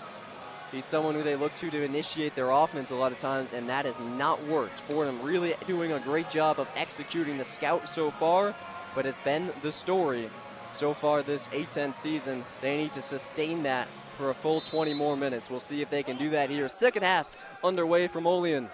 St. Bonaventure to start, down by 5. And the ball in the hands of Buddy Simmons to try and cut the deficit to 1 possession. Simmons works around the right side screen, gets by Reeves. Trailer, Charles, 3. Missed it off front iron from the top of the key. Rebound, hauled in by Schulte. So a stop on possession 1 for Fordham, and now looking for a score. Up by 5, their largest lead of the day, just 7. So a chance to match or top that here. Henry takes a right side screen from Whitbourne. Kicks it right corner. Schulte back to Henry on the right side. Henry finds Schulte, thinks about a 3. 8 seconds to work for Rikas. Schulte curling towards the left side. He's got 4 seconds. Schulte gonna do it himself. Hook shot, no good off the side of the iron. Rebound Bonaventure. So 39-34 Fordham. A minute elapsed here in the second half, as cutting to the cup and finishing is Desante Bowen. Bowen up to 6 points for the Bonnies, and it's a 3-point game. 18:55 left to go. Day-Day Reeves at the controls for Fordham. Reeves tied up on the left wing. Fires a pass right side. Henry working on his defender. Pretty feed. He finds Whitbourne wide open for the layup. Henry drew 2 and then located a wide open Whitbourne to put Fordham back up by 5. 41-36. Mitchell gets a touch. He passes inside to a cutting Bowen, who misses on a gimme. Good break for Fordham. First 90 seconds elapsed here of the second half. Rams still up by 5. Whitbourne finds Jacobs, left wing. He hit another. Akira Jacobs has 4 threes to tie a career high with 18 minutes left to play, and the Rams lead by a game-high 8. 44-36. 18 minutes to go in regulation. Mitchell finds Charles left side, bodies up Schulte as he drives, has to kick it back out to Mitchell. Right side, it's Simmons. Mitchell in the post, double team, Whitbourne and Schulte. He stepped on the baseline. A big-time turnover yields a chest bump from Schulte and Whitbourne, who have made things very difficult for Frank Mitchell. Mitchell's 4th turnover of the day. And Fordham has the ball up by 8. 44-36, 17:44 left to go. And Reeves across the timeline working on Simmons. Pressed him the full 94 feet. Trying to make life a little bit tough on these ball handlers for Fordham. Reeves splits 2 defenders off the screen, spins to the cup, finishes off the glass. He's got the away crowd oohing and awing, and he's got St. Bonaventure taking a timeout. A 10-point lead for Fordham. Not only its biggest lead of the day, but its biggest lead of conference play so far, 46-36. The Bonnies need a timeout. We'll take one too. You're listening to Fordham men's basketball on WFUV Sports.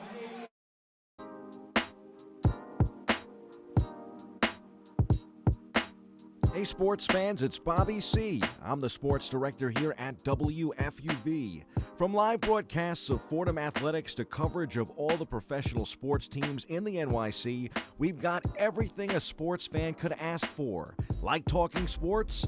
Check out One on One, New York's longest running sports call-in show, as well as our diverse collection of podcasts. If you're a Fordham student interested in joining our program, feel free to shoot me an email, bobbyc@wfuv.org. And as always, thank you to all of our listeners who support us every week. 90.7 FM is the home of WFUV Sports.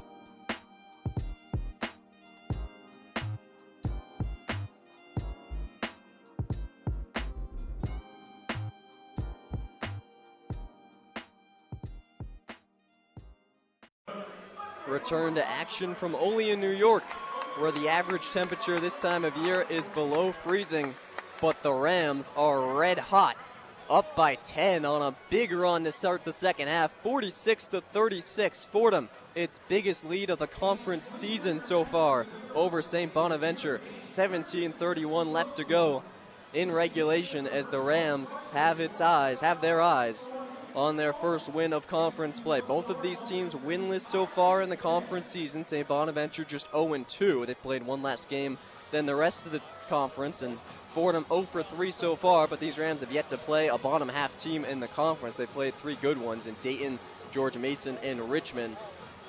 And all of those games close, and in 2 of those games, they led. And in all of those games, they were within 1 possession in the second half, but could not finish it off.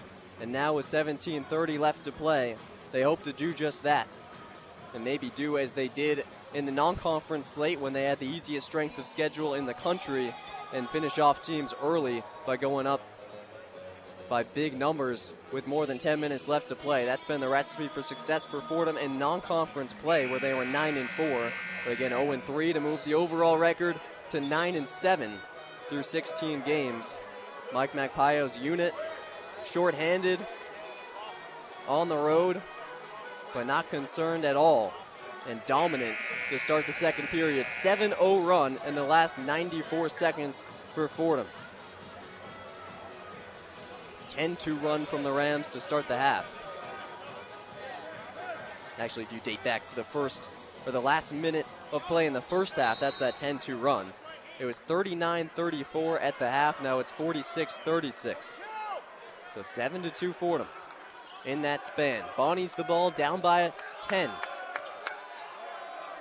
Left wing Ebenue. Now right corner. Charles draws the block on Schulte. He drove inside and drove Schulte to the ground, but the foul is called against Schulte. Trying to body up Charles.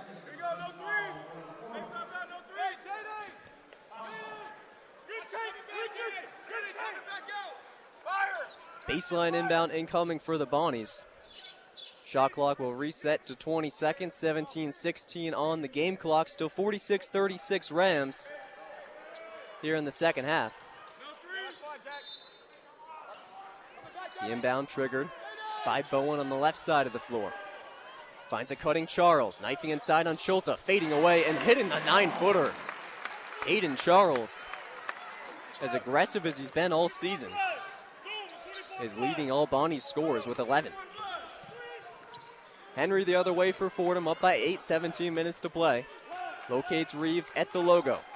Reeves gets a left side screen from Schulte. He's been great slashing the ball so far. He cuts inside, dumps off a pass for Whitbourne, and he finishes for 2. Fordham back up by 10. 16:42 left to go. Bonnies the ball at Simmons. Steps inside, 14-footer, off back iron and out. Rebound, Whitbourne. More minutes without Frank Mitchell here, who's committed 4 turnovers and has just 4 points, which would be a season low. Schulte, left wing, he'll try a 3, and he hit another. Rikus Schulte, for the first time this season, has made 2 threes. 51-38. Fordham's biggest lead of A10 play. Osasui knifing inside, double team, hits the flip shot over Whitbourne.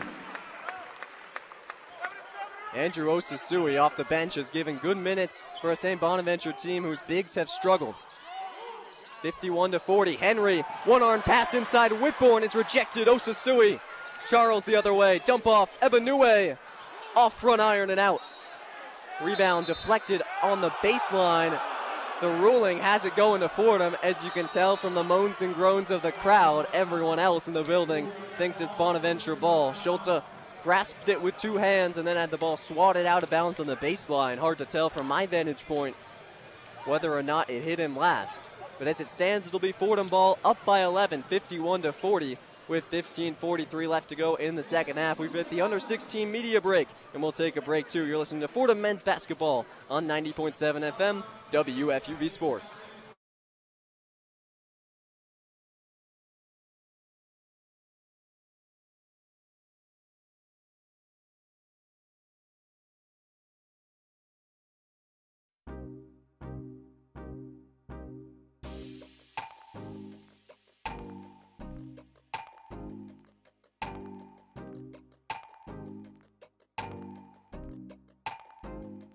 Hi, this is Michael Kay, WFUV class of 1982. WFUV is your home for all things Fordham athletics, with live coverage of Fordham football, Fordham men's and women's basketball, in addition to our Saturday show, One on One. Stay right here on 90.7 FM for all things WFUV sports.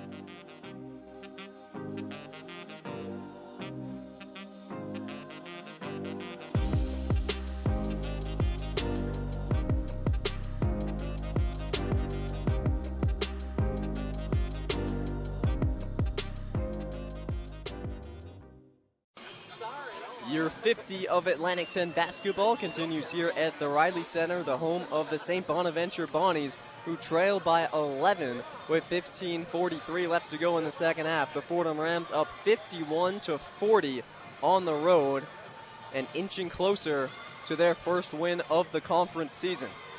Joe Henry here, a row above courtside at the Reilly Center during the media timeout, a show from the cheerleaders during the halftime break. It was Glenn Hagan getting his number 23 lifted into the rafters here at the Reilly Center, the leader of a 1977 St. Bonaventure club that not just went to the NIT tournament, but won it all. NIT champions. They have the banner hanging on the left side wall, and now they'll have Glenn Hagan's name and number hanging as well. Program in its 106th season, a storied history, looking to make more history this year, but off to a rough start. 0-2 in conference play and on the verge of going 0-3 if they don't have a counter punch here. Rams by 11, 51-40, 15:43 left on the game clock, and it's been a surgical effort offensively for a Fordham team that overwhelmingly has really struggled on the offensive side of the ball so far. 57.1% from the field are the Rams on the day. They were 53.6% from the field in the first half, by far their best performance offensively in a half in Atlantic 10 play. As Sam mentioned over the broadcast during the halftime show, they scored 39 points, and they've already got 12 in the first 4+ minutes of the second half, shooting 5 of 7 and 2 of 2 from 3. They moved to 8 of 15 from distance so far, 53.3% for a team that has been among the worst in the country in three-point accuracy. It's refreshing to see this Fordham team light it up from distance in a way they really have not all of conference play so far. They took 34 threes against Dayton. That was the most they've taken against a D1 team this season. They went 9 of 34, just 26%. They hit 3 more of those shots, they would have won that game. Then they went 5 of 21 against Richmond, 23.8%. Again, if they hit 3 more of those shots, they win. You're sensing a pattern here. On Wednesday, they went 6 of 23 against George Mason. Had they hit 3 more threes, they would have sent it to overtime. It's been the difference maker so far in conference play, and it's been the difference so far today. 51-40. The Fordham leads off of 8 made threes. St. Bonaventure, not known for taking a lot of threes, have been not reluctant to shoot so far today. They're 6 of 17, shooting a solid 35% from distance. Buddy Simmons, 3 of 4 from distance. The scouting report on him says, don't let that kid shoot. He's got a Curry label on Fordham's scouting system. They label players Curry, Kobe, or Rondo based on their shooting proficiency. Curry means you got to close out hard. Don't allow threes. They've allowed threes to Simmons so far, but it hasn't bitten them too much. Neither has a discrepancy in the rebounding category. 16 to 14 in favor of the Bonnies. Wouldn't expect that for a Fordham team that has rebounded the ball so well. St. Bonaventure challenged the ruling on the floor, which was that Rika Schulte touched the ball last off of the rebound. And that challenge is unsuccessful. Possession will stay with Fordham. And some faded boos will rain in from the stands on either side. Fordham with the ball up by 11 off of the failed challenge. 15:44 left to play, and we're back underway. Kingston Price back into the game for Fordham. Had that huge game on Wednesday against George Mason. Has emerged as a valuable piece in the backcourt for Fordham. Schulte, top of the key. He'll try another. Missed this one off the right side of the iron. Bit of a heat check for Schulte, who's hit 2 already. He's not much of a three-point shooter. Inside the other way. Ball poked away by Reeves. Reeves on the steal. Reeves moving coast to coast. Is deterred by Bowen, who committed the turnover on the other end, and Reeves will reset at the left wing. Now Reeves working past the screen. Puts a layup up over Mitchell. It won't go. Rebound by Grahovec. Joe Grahovec back into the game. 6'10" big, he can shoot it too. We'll try one here off front iron, rebound Jacobs. Solid contest from Whitbourne. St. Bonaventure just 3 of 8 from the field to start the second half of play. Fordham by 11, 51-40, 14:40 left to go. Reeves. At the Bonnies logo with 10 to shoot. Finds Whitbourne left wing. Whitbourne with 5, finds a curling Jacobs. Jacobs got to do something with it. Jacobs, step back, he'll pull a 3. Air ball into the hands of Whitbourne, gets a shot off, no good. Retrieved by Simmons, and the Bonnies will have it the other way. Grahovec, pass back to Mitchell. Mitchell, not much of a shooter, left open from 3. Dumps off to Bowen. Bowen will take a 16-footer near side, no good. Rebound Jacobs. The Bonnies scoreless for nearly 2 minutes now, as are Fordham. Reeves stepping inside on the right wing. Will pass back out to Whitbourne. Reeves guarded by Mitchell on the right side of the floor. He wants an ISO here. Telling him clear out. Right left crossover dribble. Step back 14-footer. No good off front iron. Rebound Mitchell. Up ahead to Simmons. Simmons working on Price. Draws the foul and then puts a shot up. It will count for 2. The shot did not fall, but he will get 2 shots at the line.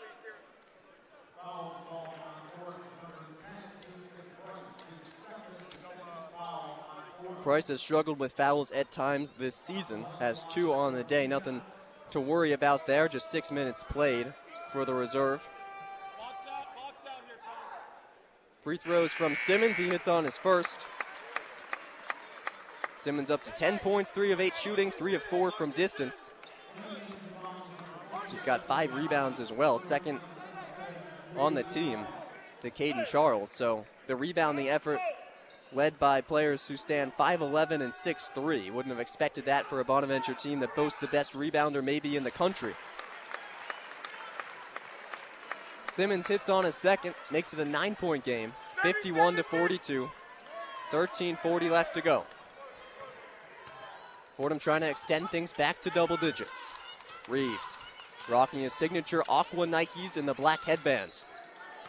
Moves it from the right side to the left. Now drives inside, draws a foul from Simmons on the floor. Fordham will retain possession on the baseline. Reeves will take a quick seat. Chris Henry will come back in. The 5 for Fordham. Henry, Whitbourne, Green, Schulte, and Lesmond.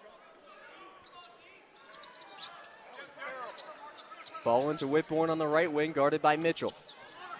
Gives the ball up to Simmons. Miscommunication. Simmons the other way. 3-point try. He hit it. Buddy Simmons has Bonaventure within 6. And this crowd's back alive. 51-45 Fordham. 13 minutes, 5 seconds left to go. Henry on the left wing. Guarded tightly by Simmons. Henry Driving inside. Now drawing it back out. Trying to post up Simmons. Fits a pass inside to Whitbourne. Layup, no good. Rebound, Grahovec. The Wolfpack getting loud here. Charles on the left wing. St. Bonaventure down by 6. 51-45. 12:37 left to go. Simmons spinning on Henry. Gets inside. Finds a cutting Charles. He goes to the company. Blows the layup. But a foul called. In the act of shooting, Fordham can't believe it. But Charles on the missed layup will get 2 shots at the line.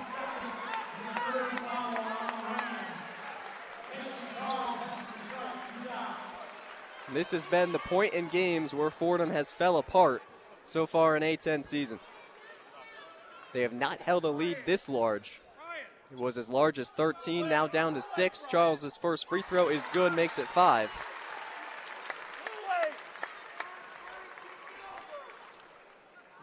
But this is a good test for a Fordham team that has had trouble closing out games in conference play. As you can expect, a team that didn't play a lot of great competition early on. Charles hits on both.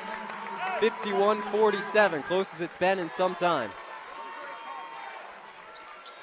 Bonnies on a 7-0 run in the last 3 minutes and 51 seconds. Fordham has gone nearly 4 minutes without scoring. The Reilly Center rises as Marcus Green brings it across the timeline. Into Chris Henry. Henry on the left wing. Right side screen from Schulte. Henry looking for answers on the drive. Finds Lesmond. Lesmond, left corner, gives it up Henry. He's got 5 seconds to work. Henry, left side. He's got 3. Henry is going to have to hoist a step back 3. Gives it up Jacobs. He didn't get the shot in time. And listen to this place roar.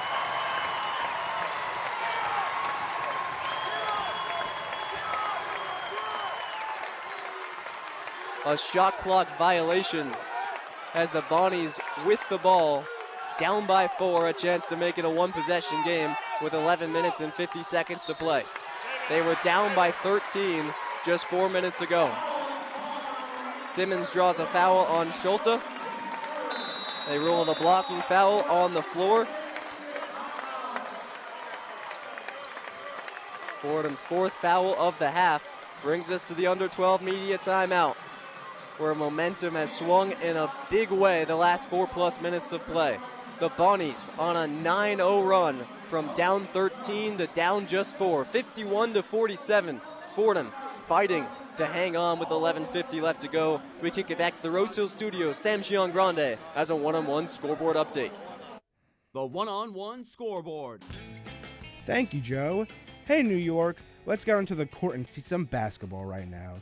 In the A10 down in Fairfax, the score between VCU and George Mason is 46-all. A close game going down to the wire. Then at 2 p.m., Rhode Island will play Davidson in North Carolina. An hour later at 3 p.m., Loyola Chicago will play GW in our nation's capital. At 4 p.m., LaSalle will host St. Louis in Philadelphia. Then tomorrow, St. Joseph's play Richmond in Virginia. For the NBA, right now in Cleveland, the Cavs are playing the Timberwolves, score being 14-11 for the traveling team.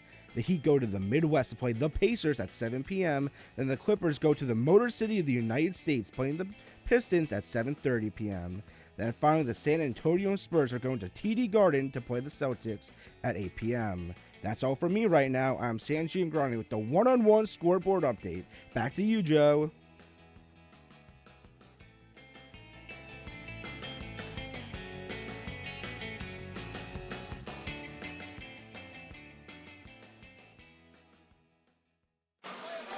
Thank you, Sam. Joe Henry alongside the hardwood of the Reilly Center in Olean, New York.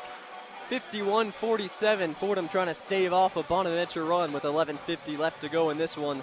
Teams meeting for the 53rd time today. 34-18, the all-time series lead in favor of the home Bonnies.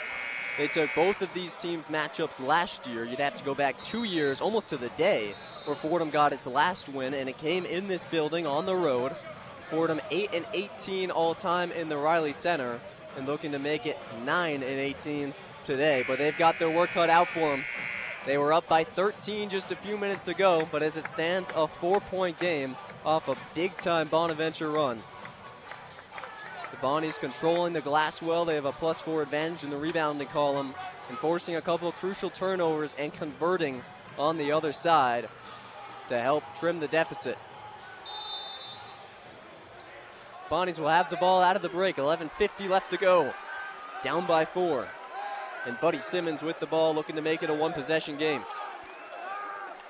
Simmons, left wing, cuts inside, kicks out. Lonati, corner 3. He airballed it. Rebound to the hands of Charles. Drew a foul on Jacobs. And a look at his bench, flex a little, and walk his way to the line for 2.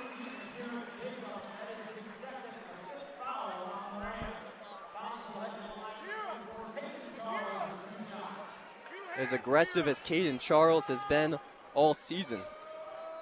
12 points per game scorer.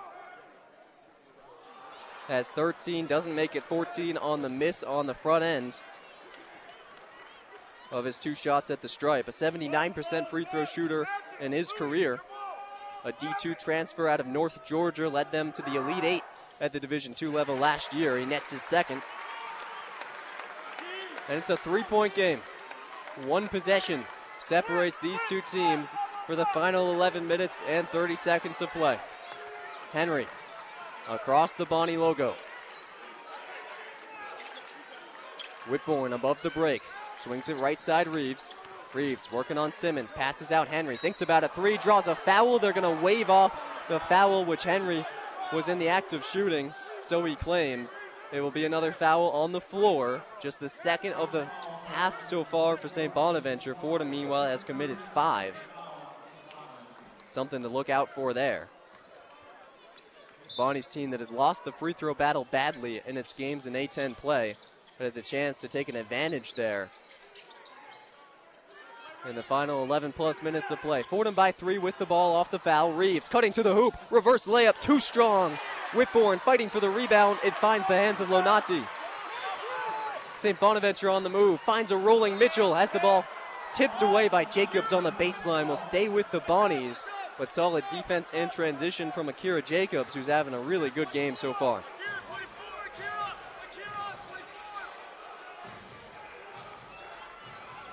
Jacobs up to 12 points on 4 of 6 shooting, all threes, ties a career high in 3-point makes. A career high that he set just a few games ago against Dayton. Off the inbound, Mitchell finds a cutting Lonati. He finishes through contact, hits the deck, and by the time he gets up, he'll have 1 shot to try and tie this thing with 10:53 left to go. A 12-0 run from St. Bonaventure to trim the deficit. From 13 all the way back down to 1.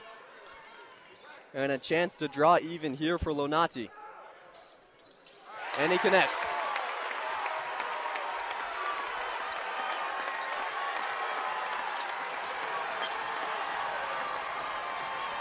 Reilly Center to its feet. Day Reeves breaks the fast break. Draws a foul from Mitchell. And we'll go to the line for 2 to quiet this place back down. A 13-point lead erased in 5 minutes and 29 seconds. And Day Reeves, mercifully, a chance to end that run here. We are tied at 51, 10:48 left to play. And Day Reeves, who's been the man today, 13 points, 5 of 10 shooting, 4 steals, 5 assists, and some really pretty moves inside, will hit on his first of 2 at the line to give Fordham a lead. This is Reeves' 3rd and 4th shots today at the stripe. Fordham's 5th and 6th overall.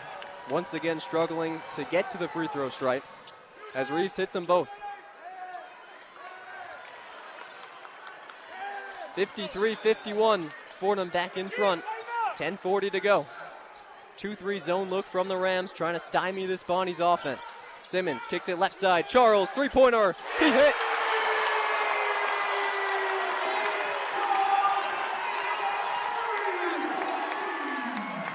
The Bonnies have a lead for the first time this half. Foul called on Caden Charles, bodying up Henry as he brought it across the timeline. 54-53, St. Bonaventure, 10:23 to go. Charles up to 17 points, 8 rebounds, 3 assists, 2 steals. He's done it all for the Bonnies, normally their third or fourth out option. Henry, right wing, missed it.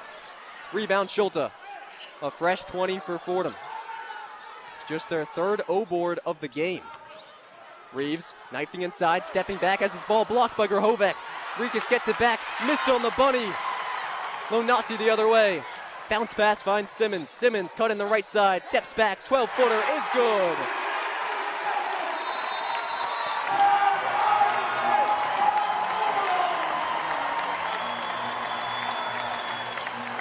Mike Magpaio calls timeout.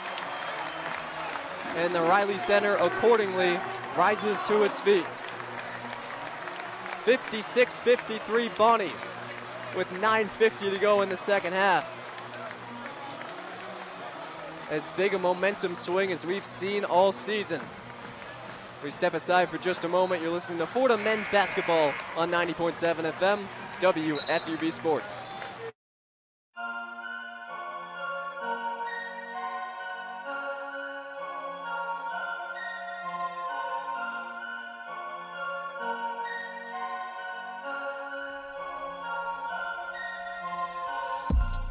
Want to be part of the Ramley? It all starts here. I'm Nathan Rogers. And I'm Kate Cox, and we are two of your hosts for On the Hill, WFUV's exclusive podcast for all things Fordham athletics. From the field of Moglia Stadium to the hardwood of the historic Rose Hill Gym, we've got you covered with the ins and outs of Fordham sports. Every week, every play, every round. Tune in weekly wherever you get your podcasts. This is On the Hill.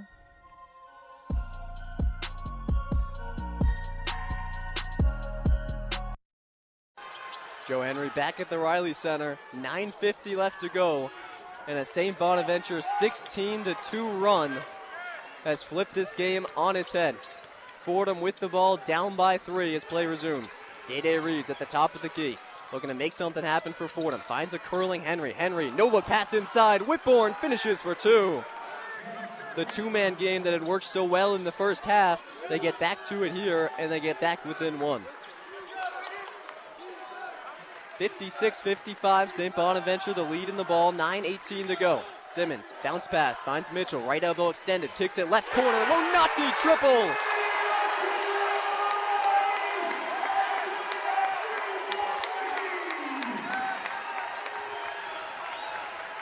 Another 3 from St. Bonaventure, it's a 4-point game. Largest lead of the day. 59-55, 8:50 to go. Reeves at the nail, spinning, stepping back, 12-footer off the back of the iron. Rebound, Rikas. Schulte looking for options. Hook shot is an air ball. Whitbourne tries to save it, but it went out on the end line. And Rikas Schulte, who has cooled off considerably in the second half,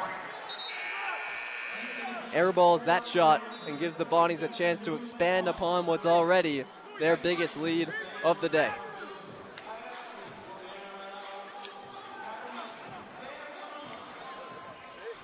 Chris Henry will come back out, and the 5 for Fordham tasked with overhauling this deficit.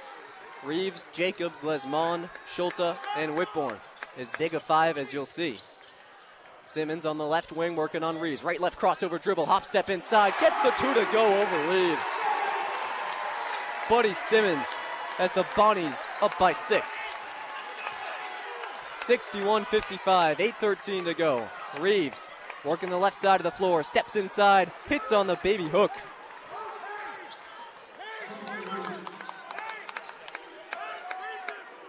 Back to a 4-point game as the clock strikes 8 minutes.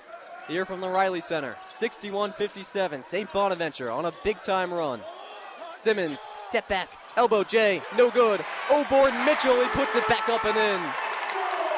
His first offensive rebound of the day keeps the momentum in St. Bonaventure's favor. Bonnies by half a dozen, 63-57, 7:30 to go. Reeves cut it inside the right wing. He draws a foul from Mitchell. They say it's in the act of shooting, and he'll get 2 shots and will give his team a deep breath here. Badly needed for a Rams team that has watched this game dissipate from their hands. A 25-6 run for St. Bonaventure in the last 8 minutes and 37 seconds. A Fordham offense that started the half shooting 5 of 7 is now 7 of 21. 2 of their last 14 from the field carve out a 6-point advantage for St. Bonaventure.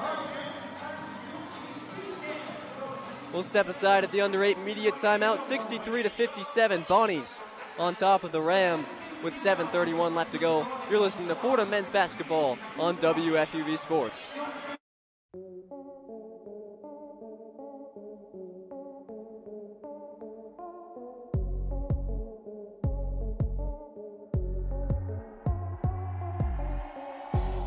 I'm Isabella Terracini. And I'm Barrett Spreitzer. We're two of your hosts for College Gridiron, the exclusive home for all things college football on WFUV Sports. Join us as we break down the biggest matchups of the week, Heisman hopefuls, and college football playoff previews. Listen in on Spotify, Apple Music, or wherever you listen to your podcasts.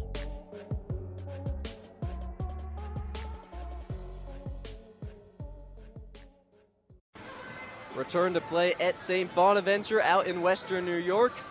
Founded in 1858 and home to over 3,000 students today, some of whom filling the stands as they begin to return from winter break. And those who returned early got themselves a treat. 63-57, the Bonnies down by 13, now up by 6 on a huge 25-6 run, a 19-point margin over the last 6.5 minutes. And with 7:31 left in the game, it's 63-57. A Fordham team that has had some mini collapses in the second half of A-10 games this season has not had anything like this. Up 13 and in the driver's seat. Losing its grip on what would have been its first win of A-10 play. Game certainly not over yet, just a 6-point game. 7:31 left to go. Both of these teams striving for their first win of the A-10 season. The Bonnies 0-2 in conference play, the Rams 0-3. And Fordham on the road, you thought maybe this would be the day they get it done. But another really poor effort so far in the second half. 29-18 the advantage for the Bonnies in the period. St. Bonaventure shooting 10 of 18 from the field in the half, 55.6%. Fordham just 7 of 21, 33%. There'll be 2 shots at the line for Day-Day Reeves. He drew the foul to draw the break and has a chance to make it a 4-point game. Reeves on his first is good. Shooting his 5th and 6th at the day at the stripe. He's connected on all 5 so far. Here's number 6. Spins the ball in his hands, takes 2 dribbles, bends the knees, releases, and hits. 6 of 6 day at the line for Fordham. So a Rams team that hasn't gotten to the stripe a lot has converted well. 7 of 8 on the day. That's been a struggle for Fordham overall. Simmons across the timeline dealing with a little press from Fordham. 4-point game here, 63-59. Bonaventure the lead, 7:14 to go. Bonnies with the ball on a 25-8 run. Ebenue kicks out Charles. Now Simmons, right wing, finds Lonati. Sidestep, 3-point try is short. Rebound Reeves. That would have taken the roof off the place.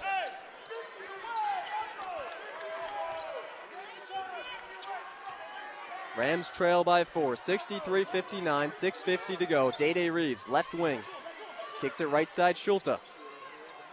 He finds a curling Lesmond at the top of the key. Lesmond, tied up on the right wing, finds Jacobs. 6 seconds for the Rams to work. Lesmond, got to do something here. Kicks inside to Schulte. Pass back out to Whitbourne. Whitbourne will step inside with 2. Cutting to the rim. Rejected by Mitchell, but a foul called. And Whitbourne, after a 29.6 second possession, will bail out the Rams with 2 shots at the line.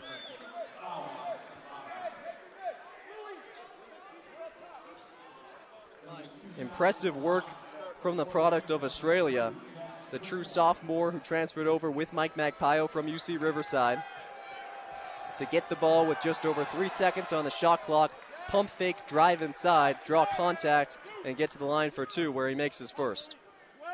Veteran savvy from a really young kid.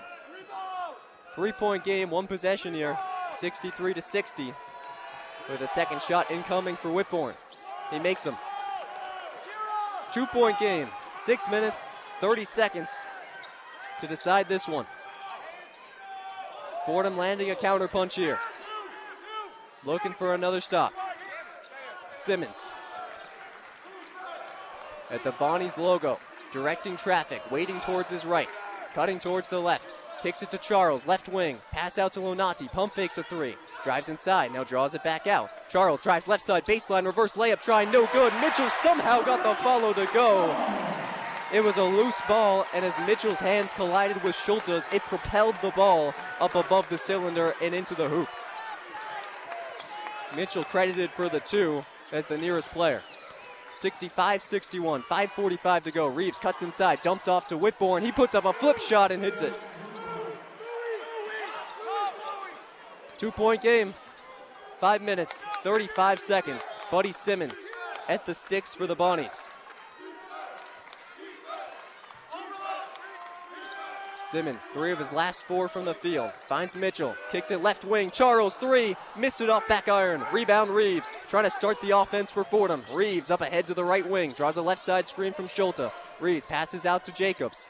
Finds Lesmond on the left wing. Fordham a chance to tie or take the lead here. Mitchell pokes the ball away off of Whitbourne as it trickles out of bounds. Another Fordham turnover. Their 9th of the day gives the Bonnies the ball up by 2.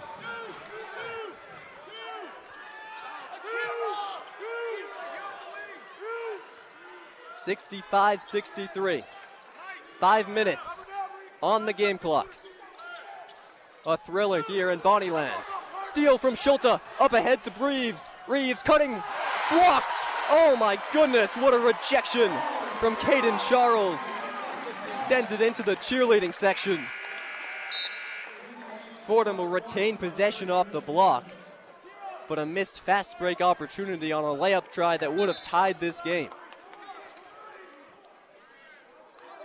Henry back in for the Rams, joined by Reeves, Jacobs, Schulte, and Whitbourne. Right side baseline inbound, triggered by Henry.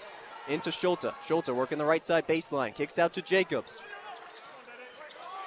Whitbourne miscommunication with Reeves, but he gets it to him at the logo. Reeves with 15 to work, cuts inside, finds Henry. Pump fakes at the left wing. Henry, his drive, kick out. Whitbourne, pump fake, 8 seconds. Jacobs, 3-pointer.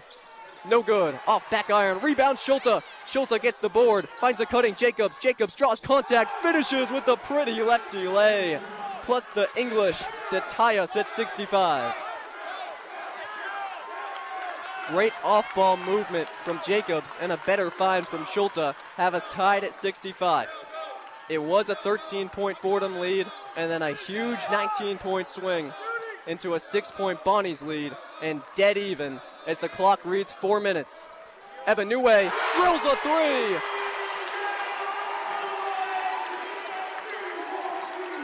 3. He'd been quiet all day. Just 3 points until that shot to put the Bonnies up 3 with 3:43 left to go. 68-65. Henry knifing inside the left side.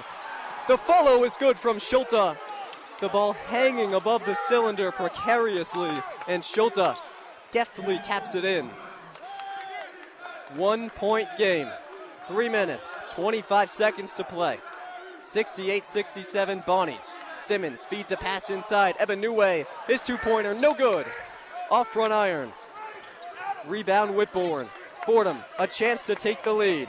Henry finds Reeves left wing. Reeves cutting inside, spinning towards the cup, drawing contact, finishing for 2. The 2-armed flex to put Fordham in front.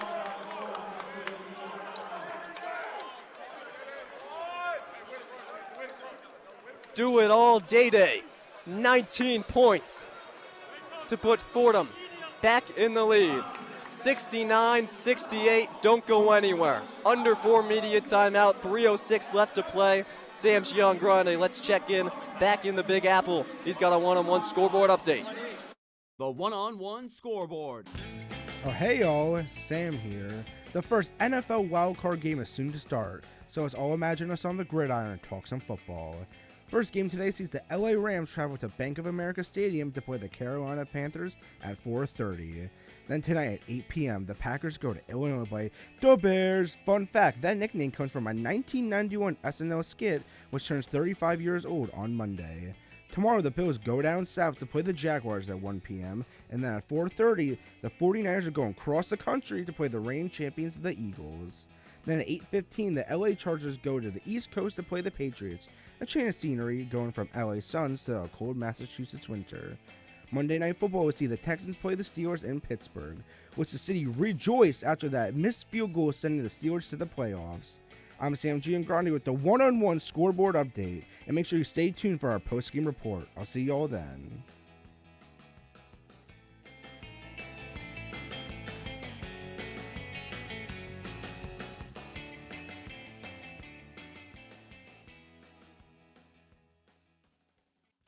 Thank you, Sam. Joe Henry back at the Reilly Center, and on a day where playoff NFL football kicks off, the best game you'll watch is right here on 90.7 FM, WFUV Sports, in Olean, New York, where the Fordham Rams lead 69-68 over the St. Bonaventure Bonnies.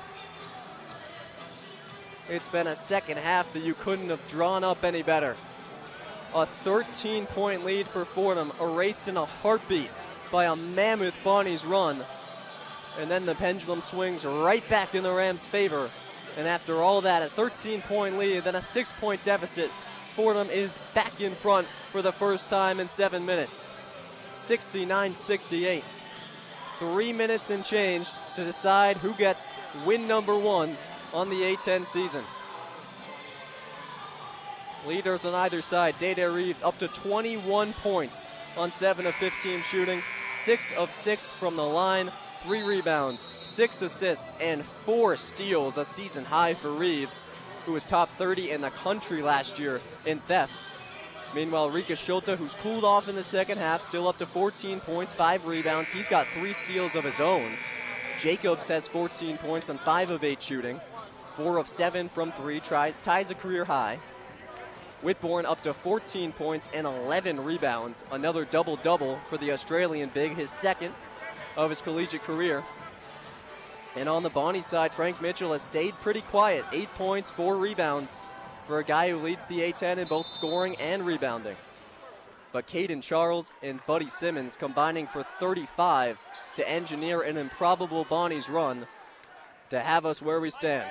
Final 3 minutes from the Reilly Center as we're back underway. Bonnies with the ball, down by 1. It's Charles. Feeds a pass inside Eben Nue. Eben Nue thinks about a jumper, kicks it back out to Charles. Nearly traveled with it. 7 seconds to work. Simmons kicks it left wing. Charles driving inside on Schulte. Fadeaway 2 is good, plus the foul.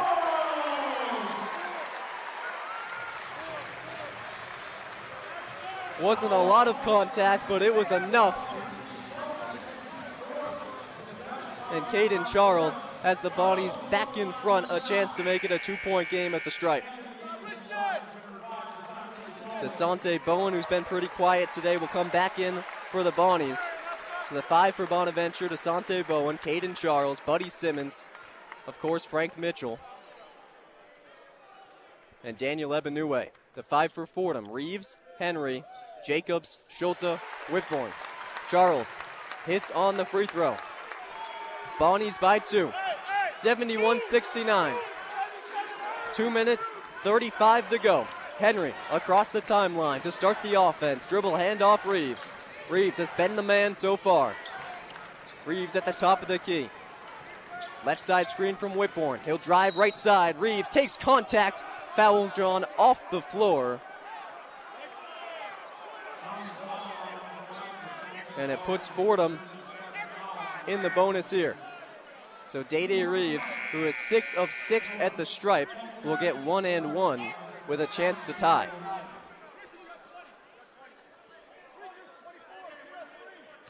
The drama intensifying as we have a lull in the action. 71-69, final 2 minutes and 21 seconds. Reeves on the front end, connects. Touched every millimeter of the iron as it went down, and he earns a second.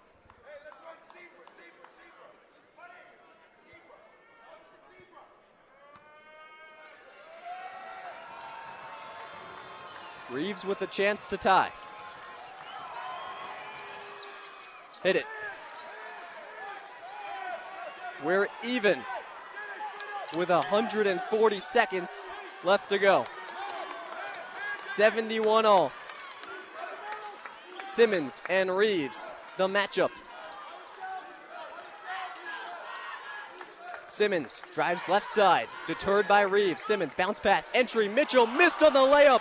Fight for the rebound, retrieved by Mitchell. Mitchell sends Schulte to the floor, an offensive foul. Elbowed him square in the chest. Enrique Schulte takes the contact, hits the hardwood, and saves the day for Fordham. They'll have the ball with a chance to take the lead. It was a 5-second fight for the rebound, where Schulte and Whitbourne tipped it amongst themselves, and the ball popped loose into the hands of Frank Mitchell, who tried to hop step towards the right of the floor, and in doing so, laid a blow onto Schulte. 100 seconds to play. 71-71. Reeves at the controls, at the Bonnies logo. Kicks it left side, Henry. Henry finds Whitbourne, back to Reeves on the right side. 7 seconds to work for Reeves. Day-Day Reeves at the left wing, driving inside on Mitchell, cutting to the cup and hitting for two. Day-Day Reeves has Fordham in front. 73-71. 75 seconds to play. Bonnie's down by 2. Simmons shakes Reeves, step back 3. He hit it. Oh, Buddy Simmons, what a shot.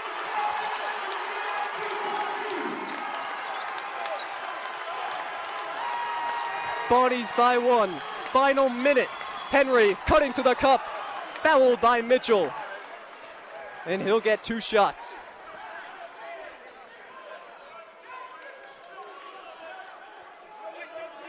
And 5,000 people in attendance can take a deep breath.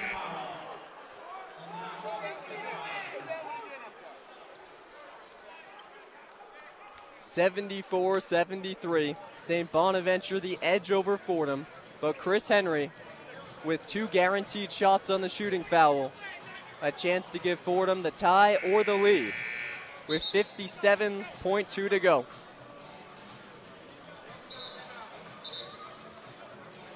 Meanwhile, some big-time news on the Bonnies side. That foul goes against Frank Mitchell.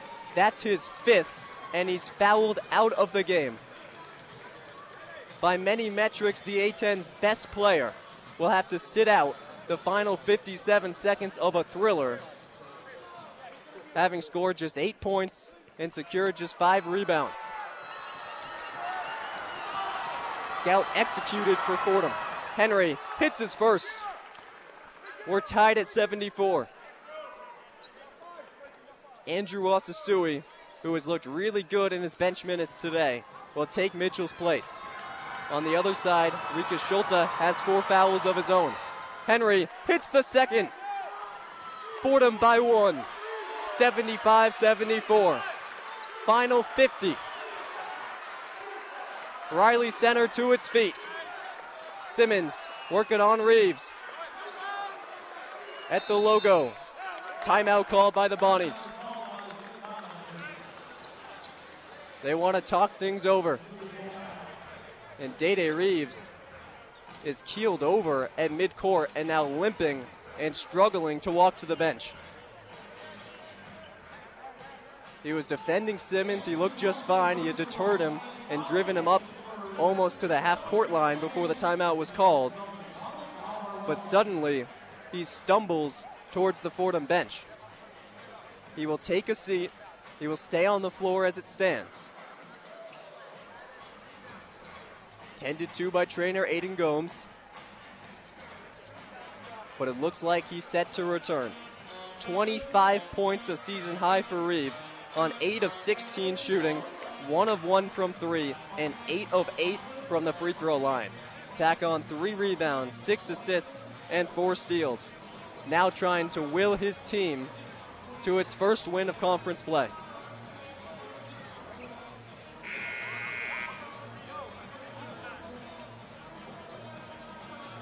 Buzzer sounds, and we're set for a thrilling finish here. Final 42.7 from the Reilly Center. Fordham by 1, 75-74. Bonnies with the ball. 15 on the shot clock, 42.7 on the game clock. And just a couple more possessions to decide this one. Reeves will gingerly remove himself from the bench and back onto the floor. The 5 for the Rams: Reeves, Henry, Schulte, Whitborn, Jacobs. For Bonaventure, it's the freshman Lonati, joined by his Italian teammate Osasui.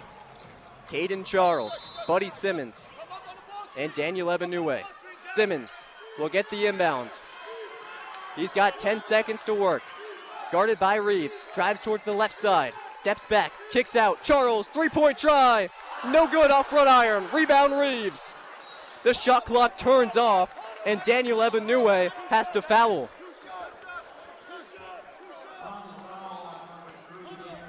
And that's the double bonus. So Reeves, off the rebound, will have 2 free throws with the Rams up by 1. 28.1 seconds on the game clock. A chance to make it a 3-point game.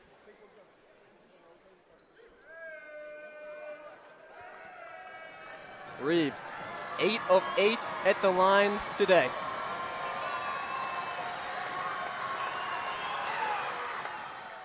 Makes the first. 76-74. 28.1 to go. Second shot incoming from Reeves.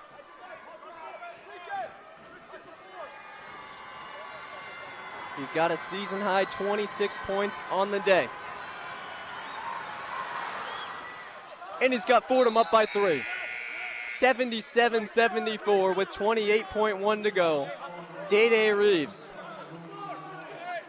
in the clutch, willing Fordham towards victory. Shot clock turned off. Final 25 from the Reilly Center. Bonnies down by 3 with the ball. Desante Bowen cuts to the cup, misses on the layup. The tip from Asasui won't go. Scrap for the rebound, retrieved by Henry. Up ahead to Reeves, wide open. Day Reeves, the finisher. Fordham by 5, 79-74, 9 seconds to go. Simmons the other way, drills a 3 from the right wing. 7.2 to go. Reeves gets it on the inbound, drives up the floor, gets fouled by Bowen, and Reeves will take 2 at the line. 79-77, a 2-point game with 4.1 to go.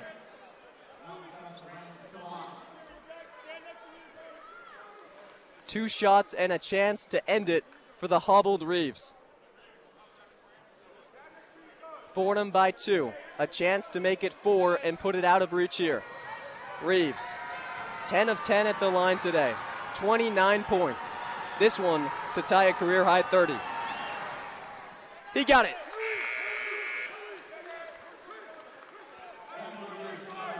(80-77). 4.1 to play. The ball is live off of Reeves' second shot here. A chance to make it a 2-possession game. Reeves taking as much time as he can before getting the ball here. Takes a deep breath, rubs the ball, spins it in his hands, takes 2 dribbles, bends the knees, releases, and connects. Fordham by 4. It's a Day dagger.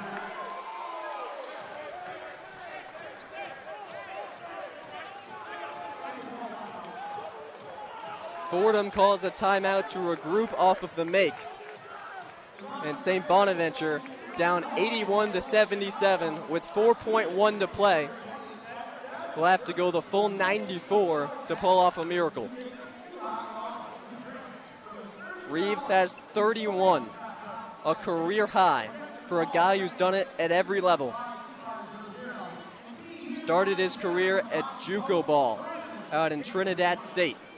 Went to Northern Colorado, was the 6th man of the year there. Transferred to Iona, he was first team All-MAC, nearly led them to a MAC title.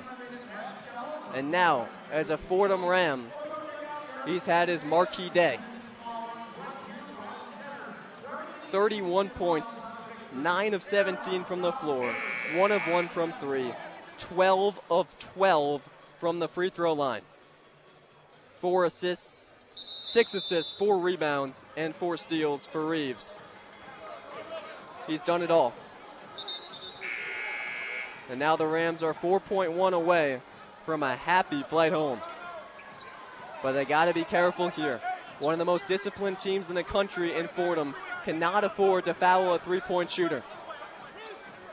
Bonnies are in the bonus, not the double bonus. 4.1 to go, full 94, full court for St. Bonaventure. Ebenue, full court pass, picked off Henry.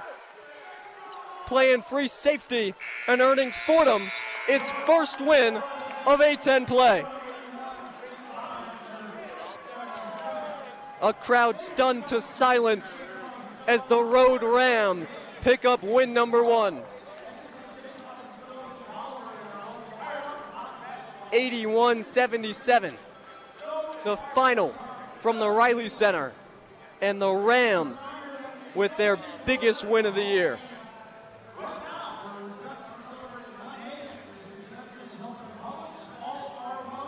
We said at the top of the broadcast that it would take a full team effort, and it was just that. 4 men in double figures for Fordham. 31, a career high for Day Reeves, who every game does something you've never seen before. 14 for Whitbourne, Jacobs, and Schulte. The front court coming alive and combining for 42 points. Whitbourne a double-double, his second career, 14 points, 11 rebounds. And off the bench, Chris Henry scored just 3 points, but dished out 9 assists.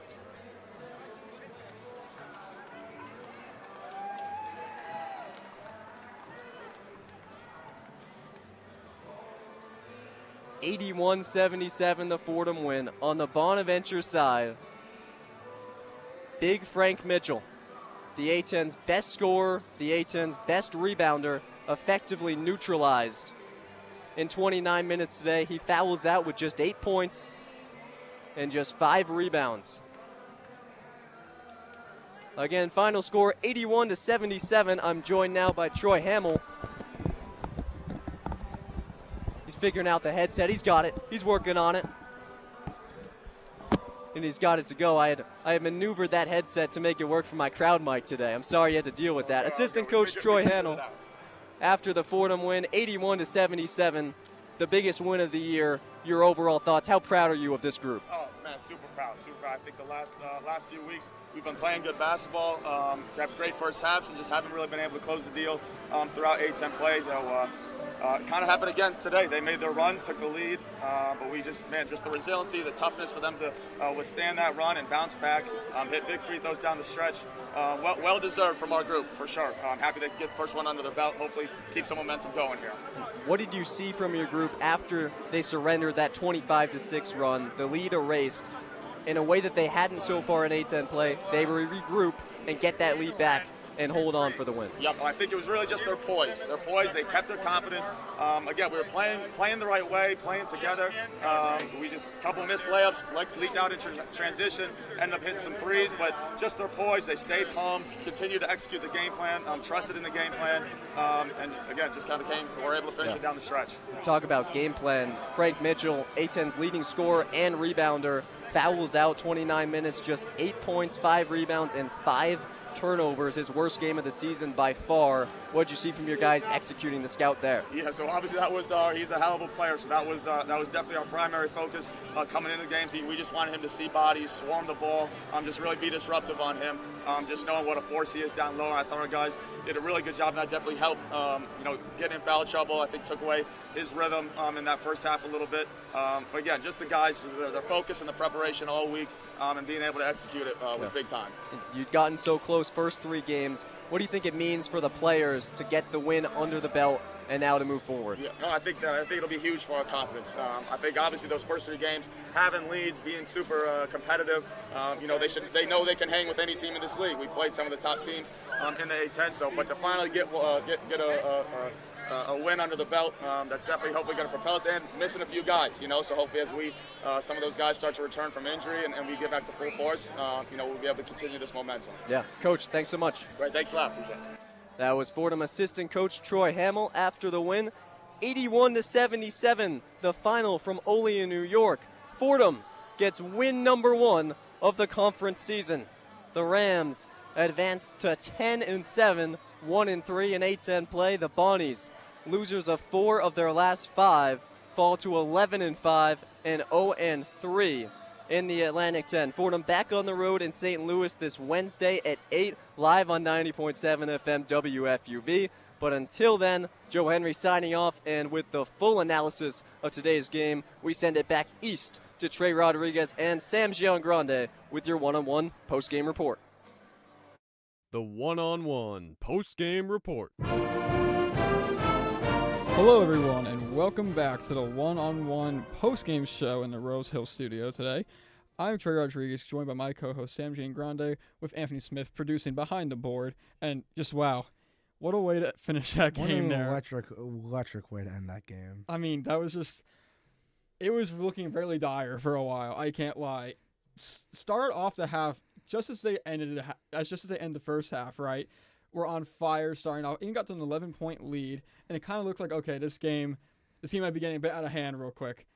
And then all of a sudden, it's like that scoring gets evaporated, and Fordham goes on a near 6-minute drought of scoring, while St. Bonaventure just pushes the pedal to the metal, and really, it was not a competition for almost 7 minutes of this game. It was not looking good for a bit. And I was starting to get very concerned here. A lot of the typical flaws that Fordham has during these endgame situations were starting to show, and just a lot of shot forcing and stuff. The players who were playing well started not playing too great, and really, it was just looking very bad for a bit. 100%. I think you really saw how Fordham started to get a little sloppy, and they panicked when the winds changed right there. As I said in our halftime show, that you want to have the tides on your side, and right when Fordham had all the momentum go the other way, they started to crack, they started to crumble a little, and you really did see it. They had a 6-minute point drought right there where they really did nothing. It was nothing but panicking right there, really. Yeah, and all right, I know even though we just won this game, it sounds overly negative right now. It is just good to get done with get the negative out of the way. Get the criticism done first. They had right? a very good game still, and I think one of the main things as well that was showing was that so earlier in the game, I would say that the pace was pretty good. It wasn't too slow and it wasn't too fast, and I felt like during the second half at the 16-minute mark, it really seemed to slow down tremendously, and not in a good way. A lot of these shots were being taken with barely any time left to spare, and at least a lot of forced shots. And that was the reason why this drought happened, because there was just so many bad, low-quality shots happening. However, once Fordham started playing more to its identity, picking up the pace a little bit, and when some players stepped up real big, that's when Fordham started to chip away at that little lead that the Bonnies got. And look what happens. This is the outcome of the game. Fordham, before this, was 1 for 5 in the clutch this season. Not good when it comes to being close. However, they now changed that record, 2 for 5, doing a good job developing on that clutch time performance. Really great job here by the kids today. Really so. I think this game really proved the leaders of this Fordham team. You had Day-Day Reeves with a career high in this game, but at the same time, Christian Henry with a career low of only 3 points. But still distributed it fantastic. Yeah, he still did very well with the assist and being a playmaker for that team. I don't think points has to be the only thing you speak about. I think even though he did have a very low game in points, he still was that playmaker role and assist and was getting the ball around very well. And I just want to something else to address here too. Typically, free throws are not exactly a strong suit of Fordham at all. It is normally what is considered the main weakness of the team. However, today, an absolutely spectacular job, looking like NBA numbers out here from the free throw lines with discomposure. 17 from 18. And in the first half, actually, we only had 2 free throws the whole entire game, the Rams. So that's 16, that is 8 trips to the line in that second half, a huge difference. And doesn't matter how little of that, kind of warm up free throws they got in that first half. A lot of those free throws came down to clutch, and man, were those people who were shooting that clutch, right? You look at really just a great job. You look at Day Reeves there at the end, like he got sent to the line so much, and every single one of them just draining them every time. Nothing but composure right there. Yeah, and I mean, look, that's what happens. You got your senior when you got your senior, right? He's a veteran presence on a team. You expect him to make those shots and to come in clutch, and that's exactly what he does, and that's how you win that game, right? Mm-hmm. And it's just impressive to see this team when everything just starts going south, and it looks like, all right, looks like this run is over. Now the defense is starting to fall apart, the offense is starting to fall apart, and a lot of times that can just take a team out of a game just like that. Crowd was getting back into it and everything. It was loud in there, and then just shows the composure of a team to really fight back and crawl back and win that game. That's impressive. It does. It shows the leaders of the team, and when you have everything really against you at that point, they were able to come back and secure the win. And I think, they were putting up terrific numbers: 42% threes, 94% from the line. This is some of the best offensively. I think maybe the best offensively we've seen Fordham all season, especially in conference play. Right, and besides the season high performance, 31 points from Day Reeves, right? Show for show from free throw as well, and played well defensively as well, 4 steals. You got 3 other players out here that put up double digits in points, all actually putting up 14.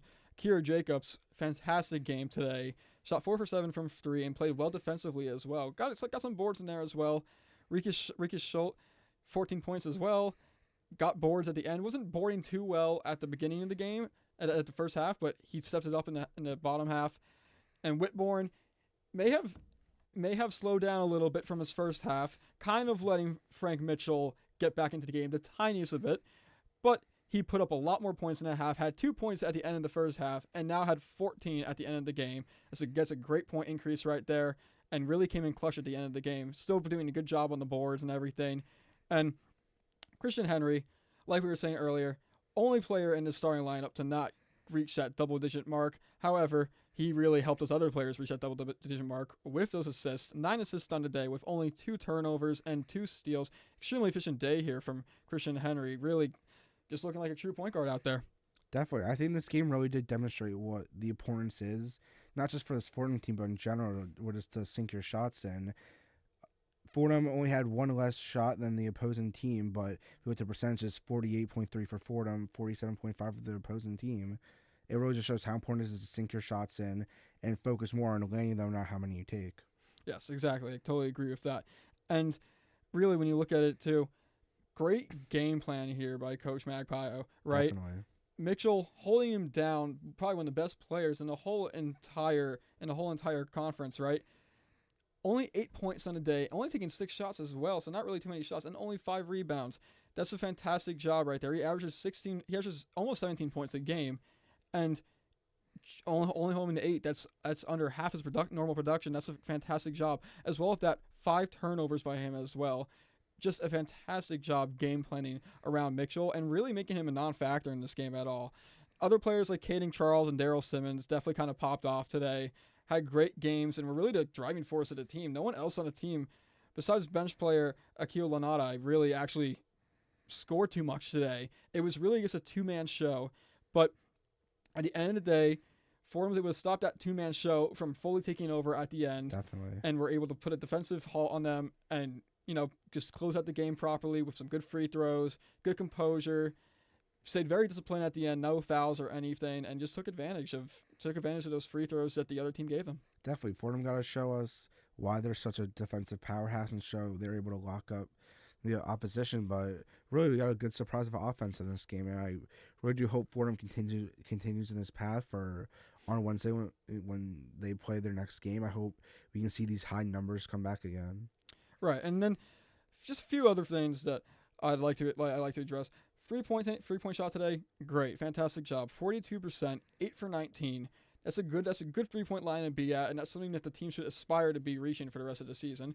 Whether or not that is actually achievable will depend if how well this team's going to ride out that momentum of today. But if they can keep up something along those numbers for the rest of the season, you're in a good spot here offensively. 100%. 94% from free throw is not sustainable. That is not going to happen for the rest of the season. I can tell you that much. With any college team, no college team is going to do that. No NBA team is going to do that.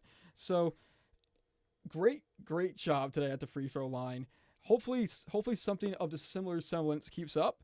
You're probably not going to see another game like this, 94% from the season, and that's totally respectable from the free throw line. But man, if they can just keep on shooting well like this, get that shot percent over around like 75% or something from free throw, 80%, that's how you're going to win your games. That's the difference between losing by a few points and then winning by a couple of points. A few other things as well. On the boards, Fordham did a much better job on the boards in the first half. They held the Bonnies to like one offensive rebound for basically the first half, and then they had 8 in the second half. And I think a lot of that came down to just a bit of improper positioning and more because of a breakdown of the game. A lot of offensive rebounding happened during that rough stretch that the Rams had, right? Almost a 6-minute scoring drought. And I think the guys are getting flustered a little bit out there on their court, kind of letting players like Mitchell just sneak in behind, grab that board, and put it up for the easy lay-in. So gotta address stuff like that in the future, and also that early fouling when things start to go awry for the Rams. Kind of seems that they get into foul trouble pretty quickly when that happens, and that was another big factor that was going in. By fouling them, you're just giving them free trips to the line, even if they weren't taking a shot. Got to limit the fouls in the future. Got to limit the offensive rebounds. But there was a lot of some flaws were definitely shown in that second half for sure. There was a lot of bright sides shown too. There was the sun shined through with this Fordham team, and it really showed the importance of making your free throws compared to last game. If they shot the percentage they did in the last game of free throws, Fordham would have lost this game. It really came down to consistency and being able to get those small points, which helps in the end. If they didn't get those free throw points, this game could have been completely different. And if they shot that percentage, it would have been over. It wouldn't have even been really close. They would have probably lost by at least 7 or something. Yeah, that would be more than a one-score game with that. Right. So, but really, just a fantastic job here by the Rams to finish the game. Bit of a rocky second half, but it doesn't matter. They come back at the end, have a great final 5 minutes of the game, stay cool, calm, and composed. And that's all you can ask for a team in the clutch. That's going to wrap up our post-game show for this electric game. I'm Trey Rodriguez, joined by my co-host Sam Giangrande, and assisted with an excellent job behind the board today by our producer Anthony Smith. The voice you heard today during the game was Joe Henry, holding down the fort on our play-by-play, and shout out to our sports director Bobby Schafferdini. Thank you for tuning in to today's game, and we will see you next time.